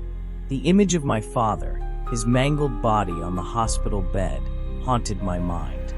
The memories crowded my mind, mixed with the guilt of not being able to be with him in his final moments. The 15-hour drive from Stony Rapids to Regina felt like a lifetime. It was 8 o'clock at night on my first day of driving. I had been behind the wheel for 7 hours, stopping only once for gas and a few snacks. Exhaustion crept into my mind and body like an unwelcome companion, and the occasional tear that escaped my eye blurred the landscape like a smeared blue canvas. When I heard a faint whisper from the radio, I immediately dismissed it, thinking my mind was playing tricks from fatigue. But the sound came back clearer, like a vague whisper in the darkness. "Error." I startled and looked around. The road was deserted, not a single car in sight. I tried to push my worries away, telling myself that it was all an illusion caused by stress. But when I was only about 2 kilometers from the hotel in the town of La Ringier, the voice rang out again, this time clearer. "It's not your fault." The whisper made me freeze. I turned to look at the back seat for a moment, and I swear I saw something. A dark shape fell quickly into the trunk. The sound that accompanied it, like the scurrying of 1,000 rats, tiny claws scrabbling across the floor, echoed in my head like 100 paws scratching at my mind. I pulled over immediately and jumped out. The cold night air sobered me for a moment, but the fear was still in my chest. I stood there, watching the car as if waiting for something to appear. But nothing happened. The trunk was silent, no sound other than the wind blowing through the trees. I decided to leave the car behind. I would walk to the hotel, rest, and check back the next morning. Trying to stay calm, I took all my valuables out of the car, locked the doors carefully, and started walking into the night. About half a kilometer into the journey, I turned around and saw something that almost knocked me off my feet. My car was still there, but not where I had left it. It seemed to be chasing me, keeping a constant distance, as if an invisible string was pulling it toward me. The engine wouldn't start, the headlights wouldn't turn on. The keys were still in my pocket. But the car just stood there, motionless but menacing, like a predator stalking its prey. I tried to convince myself that I was imagining things.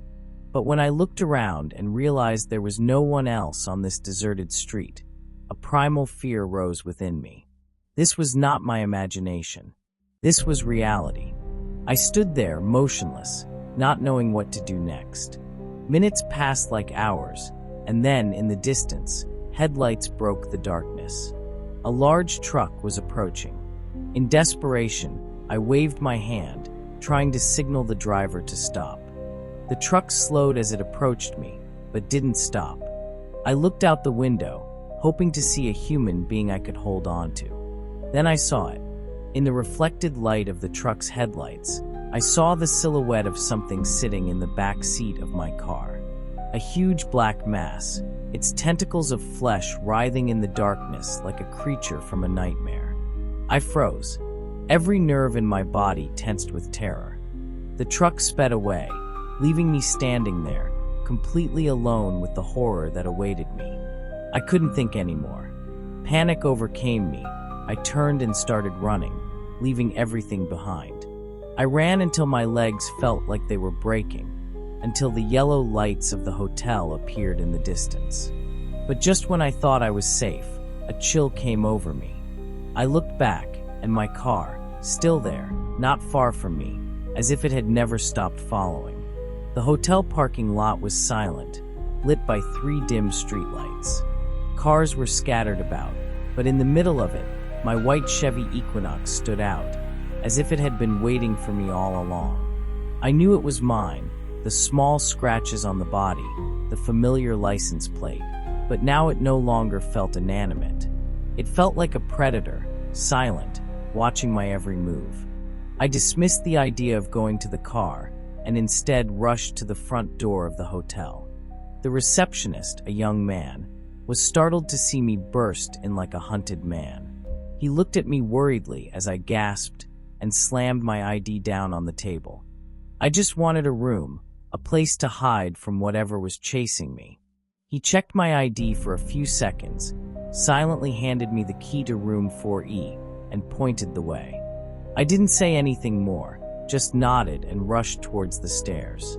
But just before I stepped up, a strange urge made me turn my head to look back through the large glass door of the hotel. My car had moved. It was no longer in the parking lot. It was now facing the front door, in line with the bright lights inside the hotel. I could feel the invisible eyes of something inside the car staring straight at me, watching my every move. I raced up the stairs, my heart pounding. Room 4E was at the end of a long hallway, the neon lights flickering on the ceiling, making the space even more gloomy. The door felt like the only escape from the horror outside. I quickly unlocked it, stepped in, and locked the door behind me. The room was small and simple, with a double bed, a desk, and a large window overlooking the parking lot. I pulled the curtains shut immediately, not wanting to see my car again. I flopped down on the bed, trying to catch my breath, but the pounding in my chest wouldn't stop. Outside, the wind whistled through the cracks in the window, creating a groaning sound like the sigh of an invisible entity. I closed my eyes, telling myself that it was all a product of my tired mind. But then a light scratching sound came from the window. I opened my eyes, startled. The scratching continued, steady, like the sound of claws on glass. I didn't dare pull back the curtains to check. The room seemed to shrink, the four walls pressing in on me. A stench wafted through, like the smell of rotting flesh, making my stomach churn. The scratching stopped, replaced by an eerie silence. But before I could feel relief, the next sound came from the doorway. A knock.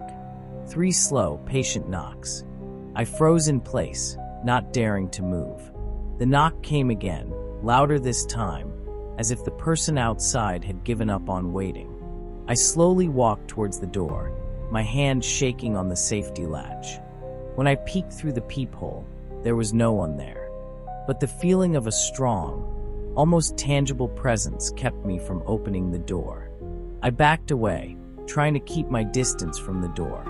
The knocking stopped, but instead a familiar voice spoke, the one I had heard on the radio. The voice whispered, "It's not your fault." I screamed, covering my ears, trying to push the sound out of my head. But it didn't go away. It kept playing, over and over, seeping into every dark corner of my mind. I looked around the room, searching for anything that could help me escape. Then I realized the window had been open. Cold air rushed into the room, carrying with it the murmur of 1,000 voices. As I walked closer to the window, I saw it.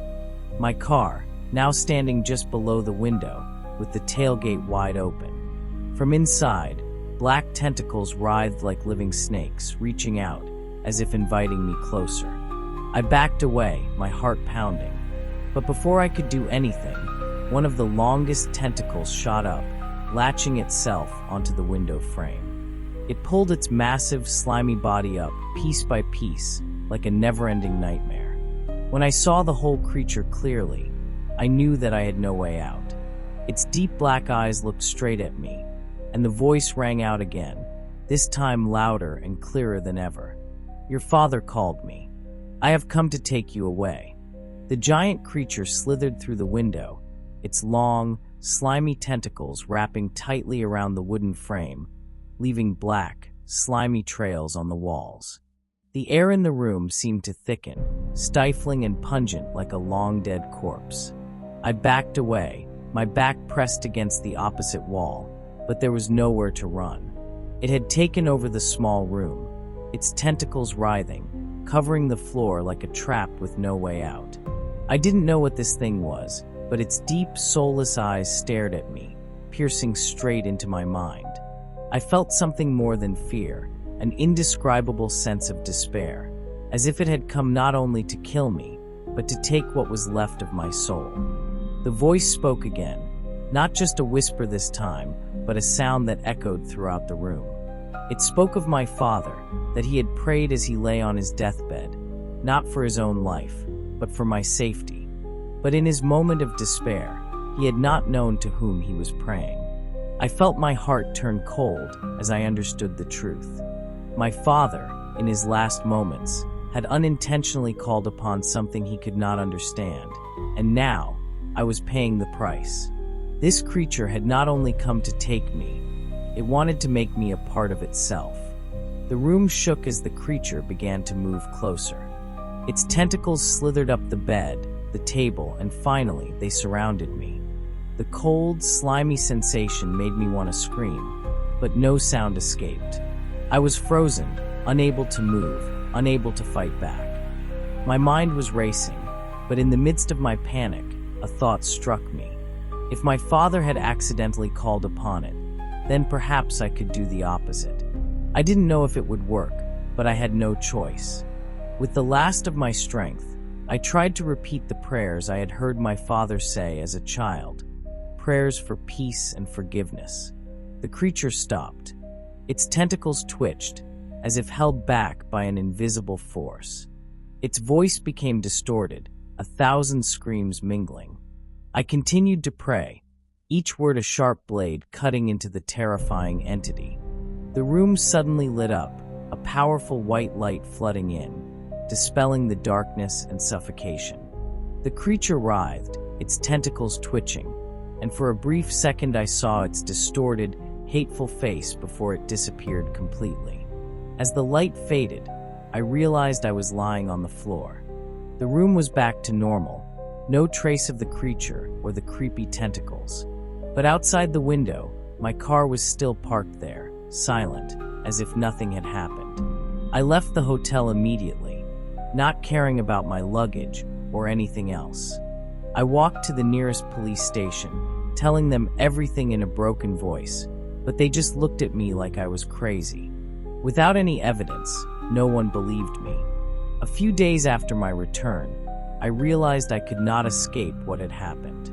Although there was no sign of the creature or the car, the nights were not peaceful. I heard a familiar whisper, echoing from the dark corners of the house. The words repeated like a curse, "It was not your fault, but now you belong to me." I tried to seek help, from psychics to priests, but no one believed me, and those who did could do nothing. They said I had opened a door that no one could close. Every night, in the dark, I felt its presence, not seen, not heard, but I knew it was there, patient, waiting. I don't know what to do now. I can't live like this, feeling like every breath, every sleep could be my last. If you're reading this, I implore you, be careful what you pray for and what you think you can control. Because sometimes, even the most sincere love and prayers can lead you to the most terrifying things. So, what should I do now?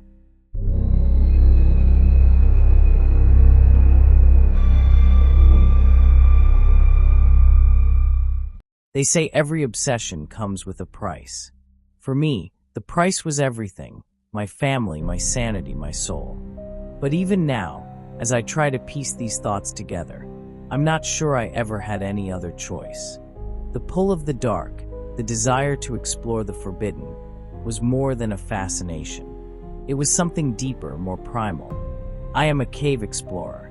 My life has been spent in the deepest darkness, where there is no light, and the only sound is my own breathing.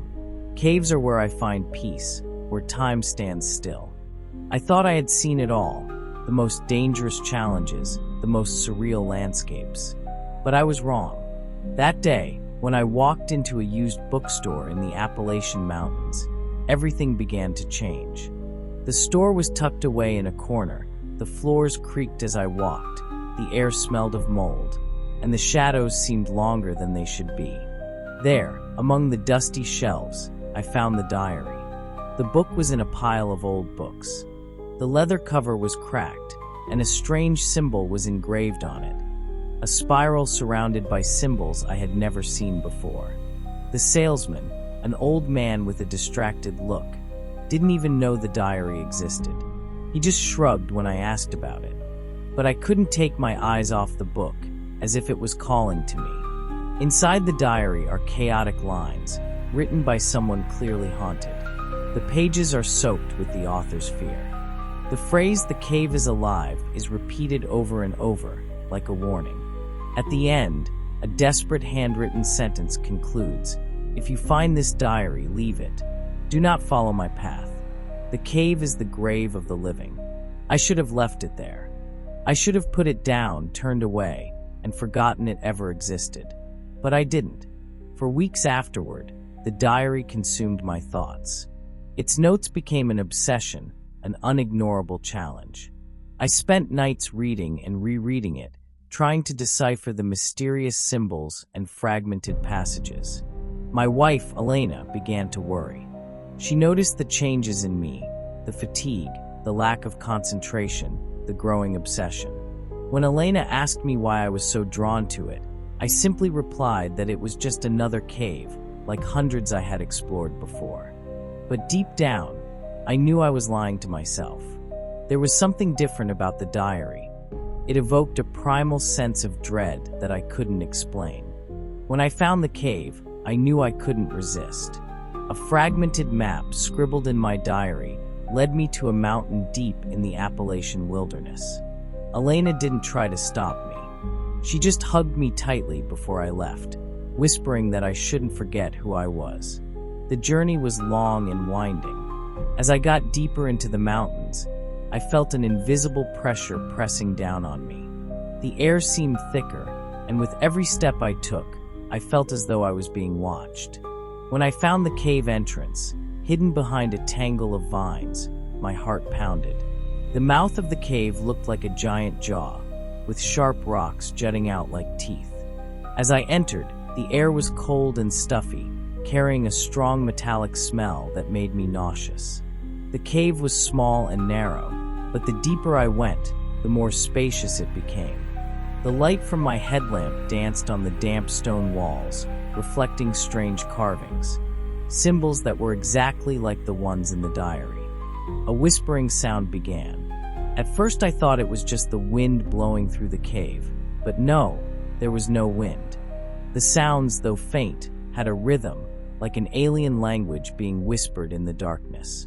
The shadows began to behave strangely. They no longer reflected the light of my headlights, but moved and twisted on their own, as if they had a mind of their own. My unease grew, but I did not stop. Curiosity overcame my fear. As I went deeper, the tunnel seemed to come alive. The walls were no longer solid rock, but something that pulsated, moving rhythmically like the breath of a living thing. I began to lose track of time. An hour, 2 hours, maybe just a few minutes, I couldn't tell. Then the pain came. A sharp bite to my shoulder made me scream. When I spun around, I saw nothing but darkness. The wound burned, and when I examined it, I saw that the edges were blackening, oozing a thick, sticky liquid. I should turn back, but I don't. Something in the dark is calling to me, pulling me forward. The whispers in the cave grew louder, clearer as I continued to descend into the earth. No longer just vague sounds, they became strange murmurs now, an alien language that seemed to speak directly to my mind. With every step, the air seemed to thicken, heavy and difficult to breathe. My headlamp flickered, and each time the light went out, darkness crept in as if to swallow everything. But the scariest thing was that the shadows were no longer just shadows. They moved independently, reaching out like tentacles, as if trying to touch me. I couldn't turn back, partly because the path behind me was obscured by the symbols on the wall. They seemed to glow faintly, creating a strange kind of veil. But the real reason was because I was drawn into this darkness. The whispers not only called my name, but promised things I couldn't resist: knowledge, power, and an understanding beyond anything humans had ever achieved. Finally, I emerged into a huge chamber, larger than any I had ever seen underground. The ceiling was high and covered with crystals that emitted a faint blue light. But the light did not feel warm or safe. It was cold, unearthly, like the light came from another world. In the center of the room was a stone altar, tall and imposing, surrounded by spiral columns of carved symbols. Skeletons were strewn about, human and animal, all seemingly dragged toward the altar. The air was heavy with the smell of blood, mixed with the stench of decay, making my stomach churn. I stepped closer, mesmerized. Each step seemed to be driven by something other than my own will. The whispers became frantic screams, but they did not frighten me. Instead, they filled me with a strange feeling, awe. This altar was not just an inanimate object. It was alive, an ancient entity, part of this darkness. I placed my hands on the altar. Instantly, a searing heat spread through my body. All images of the cave, of the symbols and shadows, vanished. I found myself standing in an endless black void, facing a formless entity. It did not speak, but I understood what it wanted. It promised me everything: power, eternity, and the secrets of the universe. In return, it asks for only one thing, me. Hunger. I felt a hunger, not for myself, but for the altar. It wanted blood, not just mine, but the blood of those I loved, of all who dared enter its world. It was the price of the power it had given me. I don't remember how I left that room. At some point, I found myself standing outside the cave, the old diary in my hand, clutched so tightly that my knuckles turned white. My shoulder was aching. The bite wound in the cave had spread, oozing a black, viscous liquid, and the edges were flickering as if burned. I wanted to leave, to forget it all, but I knew that was impossible. The cave had marked me. It had shown me a part of itself, and it would never let me go. When I got home, Elena and Jonah ran out to greet me. But instead of joy, Elena's face immediately turned to worry. She looked at me, her eyes filled with fear. I was no longer the same. My skin was pale, cold as death. The whispers in my head continued, growing louder, invading my every thought. The hunger began, an overwhelming feeling, as if I were being burned from within. Elena tried to take care of me, but I knew I couldn't stay. One night, I woke up and found myself standing next to her bed, staring down into the darkness. I don't remember how I got there. Elena screamed, and I stumbled back, my mind blank. The next morning, I found the dog's body in the yard. Blood and fur were everywhere. I don't remember doing it, but I know I did it. Elena picked up Jonah and left without saying goodbye. I couldn't blame her. She was right. I was no longer Gabriel. The cave had taken away what was human about me. Elena and Jonah left, taking the last of my humanity with them. I couldn't blame them. In the days that followed, my hunger became uncontrollable. It wasn't just a hunger for food, but a deep, primal craving, as if I wasn't myself anymore. My skin began to change, turning a cold, almost transparent gray. Dark veins bulged beneath my skin, pulsing like a living thing. Every time I looked in the mirror, I no longer recognized myself. The gaze in the mirror was no longer Gabriel's. It was something ancient, alien, and inhuman. I tried to resist the whispers, but they did not stop. They grew stronger, clearer, urging me to return to the cave. I understood that this was not a mere haunting. The cave had become a part of me, and I had become a part of it. One night, I couldn't resist any longer. I packed up and started driving toward the Appalachians. This trip didn't feel as scary as before. Instead, it felt like a homecoming, a resigned homecoming. The cave entrance was still there, hidden behind tangled vines. But this time, I didn't feel the need to cut them. They parted of their own accord, as if welcoming my presence. I stepped inside, and the darkness enveloped me immediately, like an old friend. The whispers were deafening, but now I understood every word. The cave was more than a place. It was a living thing, an ancient predator. The walls pulsated as if breathing, and the air was filled with the scent of blood. As I entered the enormous room with the altar, I sensed movement. The shadows on the walls were no longer mere projections of light. They were alive, writhing like creatures with a will of their own. The altar trembled slightly, as if in anticipation. I stepped onto the altar, the whispers now a terrible chorus. They were no longer invitations, they were commands. I knew I could not run. The cave had chosen me. Its hunger was my hunger. There was only one way to stop it. I picked up a sharp stone from the altar and lifted it with a trembling hand. The symbols on the wall glowed, a pale green light illuminating my distorted face. I felt my life drain away as I pressed the blade against my chest. My blood dripped down the altar, dripping into the stone. The cave let out a deep groan, as if it had been satisfied. The dark tendrils contracted, the whispers fading away. I fell, the cold overwhelming me. I didn't die, at least not completely. I became a part of the cave, like all who had entered before me. My spirit was bound to the altar, existing in eternal darkness. I could feel the cave breathing, could hear its whispers as it called to others, explorers, the curious, people like me. The cave will wait. It is patient, eternal. And when the next fool walks in, I will be here, in the darkness, waiting with it.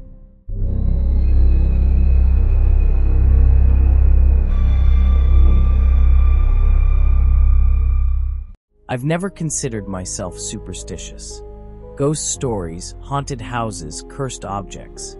They were all just stories told around the campfire or on stormy nights. But life has a way of teaching you lessons you can't avoid. I learned the hard way that there are things scarier than any story you've ever heard. It all started one cold November morning when I found a box outside my door. It was a plain package with no return address, no notes. My name was scrawled across it in an elegant but unfamiliar handwriting. At first I thought it was a mistake, but curiosity got the better of me. I carried it inside, set it on the kitchen table, and unwrapped it. Inside is a doll. Not the cheerful doll you see in toy stores or children's rooms. This was something else entirely. Its porcelain face was cracked, the cracks forming strange patterns. Its blue eyes, dull and unblinking, stared at me in a way that made me shiver. It wore a faded and tattered Victorian dress. In its tiny hands, the doll clutched an old teddy bear, one eye missing. Something about it felt wrong. An uneasy feeling settled over me, like I had brought something into the house that shouldn't have been there. I should have thrown it away right then. Instead, I placed it on the shelf in the living room, trying to push the discomfort away. That night, I woke to the sound of footsteps. At first, I thought it was just the creaking of old wooden floors. This house was full of strange noises. But these were different. There was a rhythm to them, getting closer and closer, as if someone were walking down the hallway to my bedroom. I lay still, my heart pounding in my chest. I thought about the possibility of an intruder. My hands trembled as I reached for the phone, intending to call 911. But before I could press the button, the footsteps stopped. A deadly silence fell. I listened, every nerve in my body tense. But nothing happened. Finally, plucking up the courage, I got out of bed to check. All the windows and doors were locked. There was no sign that anyone had been in the house. I went back to bed, but sleep was gone. The next morning, I noticed something strange. The doll was no longer on the shelf. Instead, it was lying on the coffee table, its lifeless blue eyes seemingly staring straight at me. I felt a chill run down my spine. I tried to convince myself that I must have moved it and forgotten. But deep down, I knew better. I put the doll back on the shelf and tried not to think about it. But its presence haunted the house like a ghost. That night, the footsteps returned, this time accompanied by vague whispers that I could not make out. The strange phenomena continued to occur. The doll kept moving, appearing in different parts of the house in the morning, each time in a new position. One day, I found it lying on the living room floor, its head turned toward the door, as if waiting for me. Terrified, I decided to get rid of it. I stuffed the doll in a box, sealed it, and drove to the nearest thrift store. The clerk gave me a strange look when I handed it over, but I didn't care. I just wanted to be rid of it. That night, I slept soundly for the first time in days. No footsteps, no whispers. I thought it was over. But the next morning, the doll was back. It sat upright on the kitchen table, staring at me with its lifeless eyes. My hands shook as I picked it up. I couldn't comprehend what was happening. I took it to the dump at the edge of town and threw it into the huge pile. I stood there watching it sink, telling myself that this time, it was really gone. But when I got home, it was waiting for me on the front porch. When I saw the doll sitting on the front porch, I felt like my legs were frozen. Its lifeless eyes were still staring at me, as if to say that I could not escape it. With no other choice, I picked it up with trembling hands and carried it inside the house. I didn't know what to do next, but I needed answers. I placed the doll on the kitchen table and examined it more closely. The cracks in its porcelain face were deeper, darker, like veins spreading beneath the surface.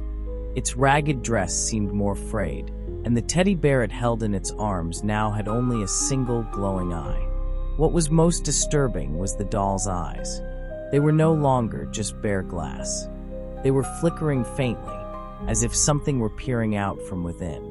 I decided to find out where it came from. I took a picture of the doll and uploaded it to an online forum for antique doll collectors.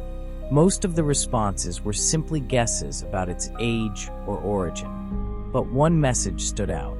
The message came from an account with no profile picture, and a username that was just a string of random characters. The message was simple but chilling. Burn it. Don't keep it in your house. It's not just a doll. I immediately replied, asking what the person meant. But the account disappeared soon after, leaving no trace. This short message haunted me all day. I felt the fear in my heart growing, like a storm was brewing. That night, things got worse. The whispers returned, louder, clearer. I couldn't understand the words, but they echoed through the house, like a vicious wind. I lay in bed, clutching the covers, trying to block out my ears, but I couldn't stop the sounds from flooding my mind. And then laughter rang out. It was soft, like a child's, but distorted, long, and made my skin crawl. The laughter came from the living room. I jumped up, grabbed my flashlight, and tiptoed down the hallway. My heart was pounding so hard I thought I might pass out at any moment. The light from the flashlight flickered, casting shadows on the walls, shadows that seemed to move of their own accord. When I entered the living room, I froze. The doll was no longer on the table. It was sitting on my sofa, its head tilted to one side, as if watching me. Its eyes had a strange light, as if they were alive. I dropped the flashlight, plunging the room into complete darkness. The whispers became frantic, engulfing me, making it impossible for me to think. I fumbled for the light switch, and when I turned it on, the doll was gone. The next morning, I found the doll lying on my bed. Its eyes were staring at me, as if they were piercing my soul. I felt like I was going crazy. I decided I couldn't just sit there any longer. I spent the day searching the internet for information, from stories of haunted dolls to exorcism rituals. An old post on a paranormal forum caught my attention. The author of the post told of a similar doll, one that carried an evil entity. They mentioned a ritual that could sever the bond between the doll and its owner. But they warned that the ritual was dangerous and had no guarantee of success. I have no other choice. I prepared the ritual as instructed in the post. I placed the doll in the center of a circle of salt on the living room floor. Around it, I lit 4 candles, one for each cardinal direction. I clutched the original box the doll came in, the only thing that still connected me to it. And I began to chant, repeating a mantra in a trembling voice. At first, nothing happened, but then the atmosphere in the room changed. It became thick, heavy, as if I were drowning. The candles flickered, casting shadows on the walls. The whispers returned, but this time, they coalesced into a single voice, deep, hoarse, and inhuman. "You cannot escape me," the voice said. "You invited me in." The doll slowly turned its head. Its eyes looked straight at me, and I realized that I had made a terrible mistake. The doll slowly turned its head, its lifeless eyes now glowing like 2 pale blue flames. The candles around it immediately extinguished, leaving the room in cold darkness. I backed away, falling to the floor as a cold air enveloped me. The air in the room was filled with a malevolent energy that made it hard to breathe. The whispering turned to laughter. Not a child's laughter anymore, but a hoarse, twisted laughter that came from every dark corner of the room. I couldn't see anything but the thick darkness, but I could sense a presence, something huge, ancient, and evil. A voice rang out, deep and cold as if echoing from the earth. "You invited me in. You cannot escape." I screamed, trying to get up and run from the room, but my body wouldn't listen. The shadows on the wall began to move, coalescing into a large, towering shape with blurry outlines. The entity seemed to have no face, just a swirling black void, sucking in all the light around it. The doll sat at the entity's feet, its eyes glowing in the darkness.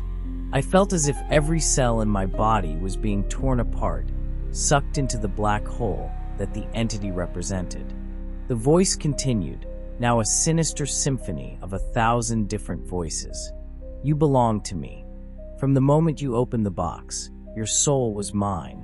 I couldn't let it win. I didn't know how, but I had to fight. My hand groped in the darkness, reaching for the box that held the doll. When I touched it, I felt a heat spread, as if the box were on fire.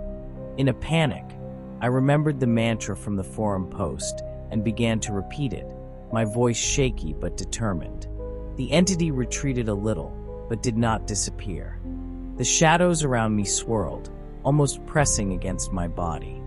The doll let out a piercing screech, and the cracks in its face began to spread, revealing that inside was not porcelain, but something like black, slimy flesh. I continued chanting, my voice growing louder and louder, drowning out the screeching and eerie sounds in the room. The box in my hands began to vibrate violently, as if it wanted to break free from my grasp. But I did not stop. Finally, the doll burst into flames.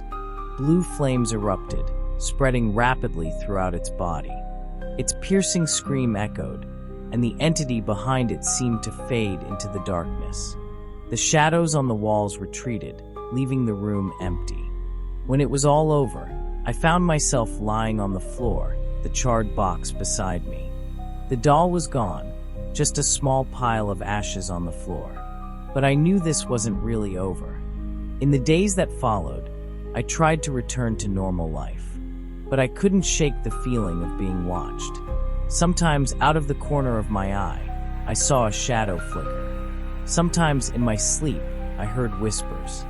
The doll may have been destroyed, but the malice it carried was not completely gone. It was still somewhere waiting. A week later, I heard the doorbell ring early in the morning.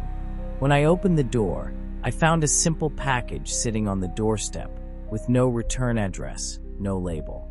My name was written on it in elegant, familiar handwriting. My hands shook as I opened the box. Inside was a doll, but this time, it no longer had a porcelain face. Instead, its face was mine, a distorted, grotesque replica, with glass eyes that stared back, blank and unforgiving. I backed away, feeling as if my legs could no longer support me. My heart pounded, and my chest ached as if it were being squeezed. The doll didn't move, but something about its presence made me feel like the entire room was closing in around me, stifling and heavy. The air became thick, hard to breathe. Whispers began to rise, not loudly, but enough for me to recognize my own voice, distorted and repeating itself ironically. I couldn't think anymore.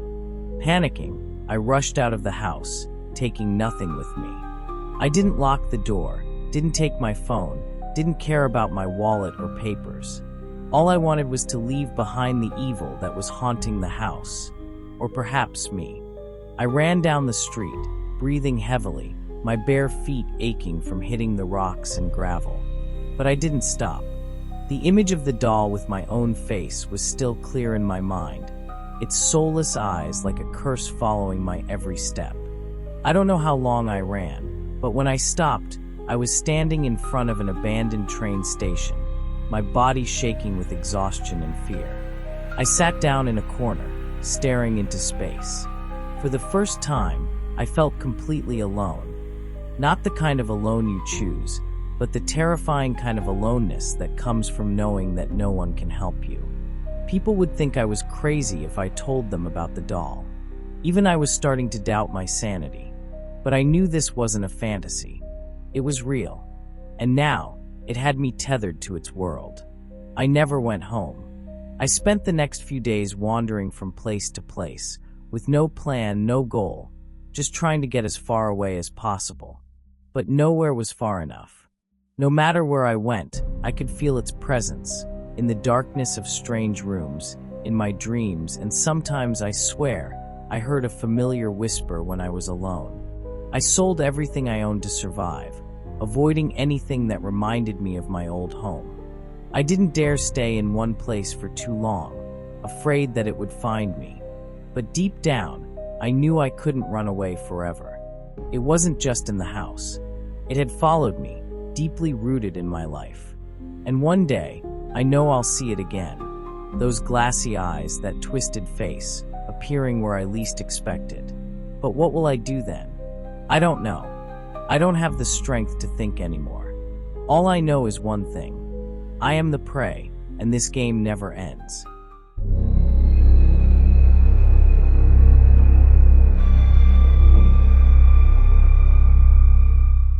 I'm not the type of person who gets easily swayed by anything supernatural. Ghost stories, cursed objects. To me, they're just figments of my imagination. But everything changed when I brought that picture frame home. My small apartment is located in a quiet area on the edge of the city, where the yellow light from the street lamps blends with the darkness to create an idyllic scene. I often visit secondhand stores to look for interesting items, and that day, I found a photo frame with a strange and mysterious appearance. In the photo, a little girl in a classic white dress is sitting on a chair, holding a doll. Her eyes, even though blurred by time, are still vivid and haunting. I don't know why I was attracted to it. I bought it without thinking much and brought it home, placing it on a wooden shelf in the living room. When the afternoon light shone in, the picture frame looked harmonious with the space. I told myself that I had found the perfect decoration, but the peace did not last. That night, as I was getting ready for bed, I glanced at the photo frame. Something was wrong. I remembered the picture clearly, the little girl sitting with her doll in her arms, her face calm. But now, her head was tilted slightly, and her eyes, instead of looking at the doll, seemed to be following me. I tried to push the feeling away, convincing myself that I was imagining things. That night, I was awakened by strange sounds. At first, it was just a faint creaking in the hallway, like someone's footsteps on an old wooden floor. But then the sounds became clearer, footsteps moving back and forth, from the living room to the door of my bedroom. I held my breath, listening for each beat, feeling as if someone was standing right outside the door. In the morning, I checked the entire apartment, but everything was still intact. I told myself that maybe I was just being too nervous. But when I looked at the photo frame, I was stunned. The girl in the photo was no longer sitting. Now she was standing next to the chair. Her eyes were wider, and a smile was on her lips. I felt a chill run down my spine. I decided to check my security cameras. I had installed the system not long after I moved in, and it covered the entire living room area. When I opened the footage from last night, I felt a wave of tension wash over me. At first, everything seemed normal. The camera recorded a quiet living room in dim light. But around 2 a.m., the screen began to flicker, streaking faintly. There was a crackling sound, and the image became blurry. When the screen cleared, I realized that the photo on the shelf had changed. The girl in the frame was gone. The chair was empty, and the darkness from the frame seemed to spread outward. I got out of bed and walked slowly to the living room. The frame was still there, lying on the shelf, defiant. But this time, I didn't have to look closely to see something was wrong. The girl in the photo was no longer sitting on the chair. Instead, she was standing beside it, her hands outstretched as if inviting someone. Her face was clearer, and her eyes, God, those eyes, seemed to be staring right at me. They weren't just part of the picture anymore. They were alive, haunting, as if they contained an evil spirit. I backed away, hitting the wall, my whole body shaking. Tiny sounds began to echo in my head, unintelligible whispers, twisted laughter that seemed to come from another world. I sensed something in the house, an invisible but clearly present entity, enveloping me. I couldn't take it anymore. I decided to throw away the picture frame. I ran into the kitchen, grabbed a large bag, and stuffed the picture frame inside. When my hands touched the wooden frame, a chill ran down my spine, as if this thing was resisting my will. But I didn't care.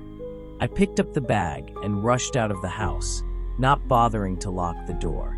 Driving out of the city, I pressed the accelerator hard, trying to shake off the uneasy feeling that was clinging to me.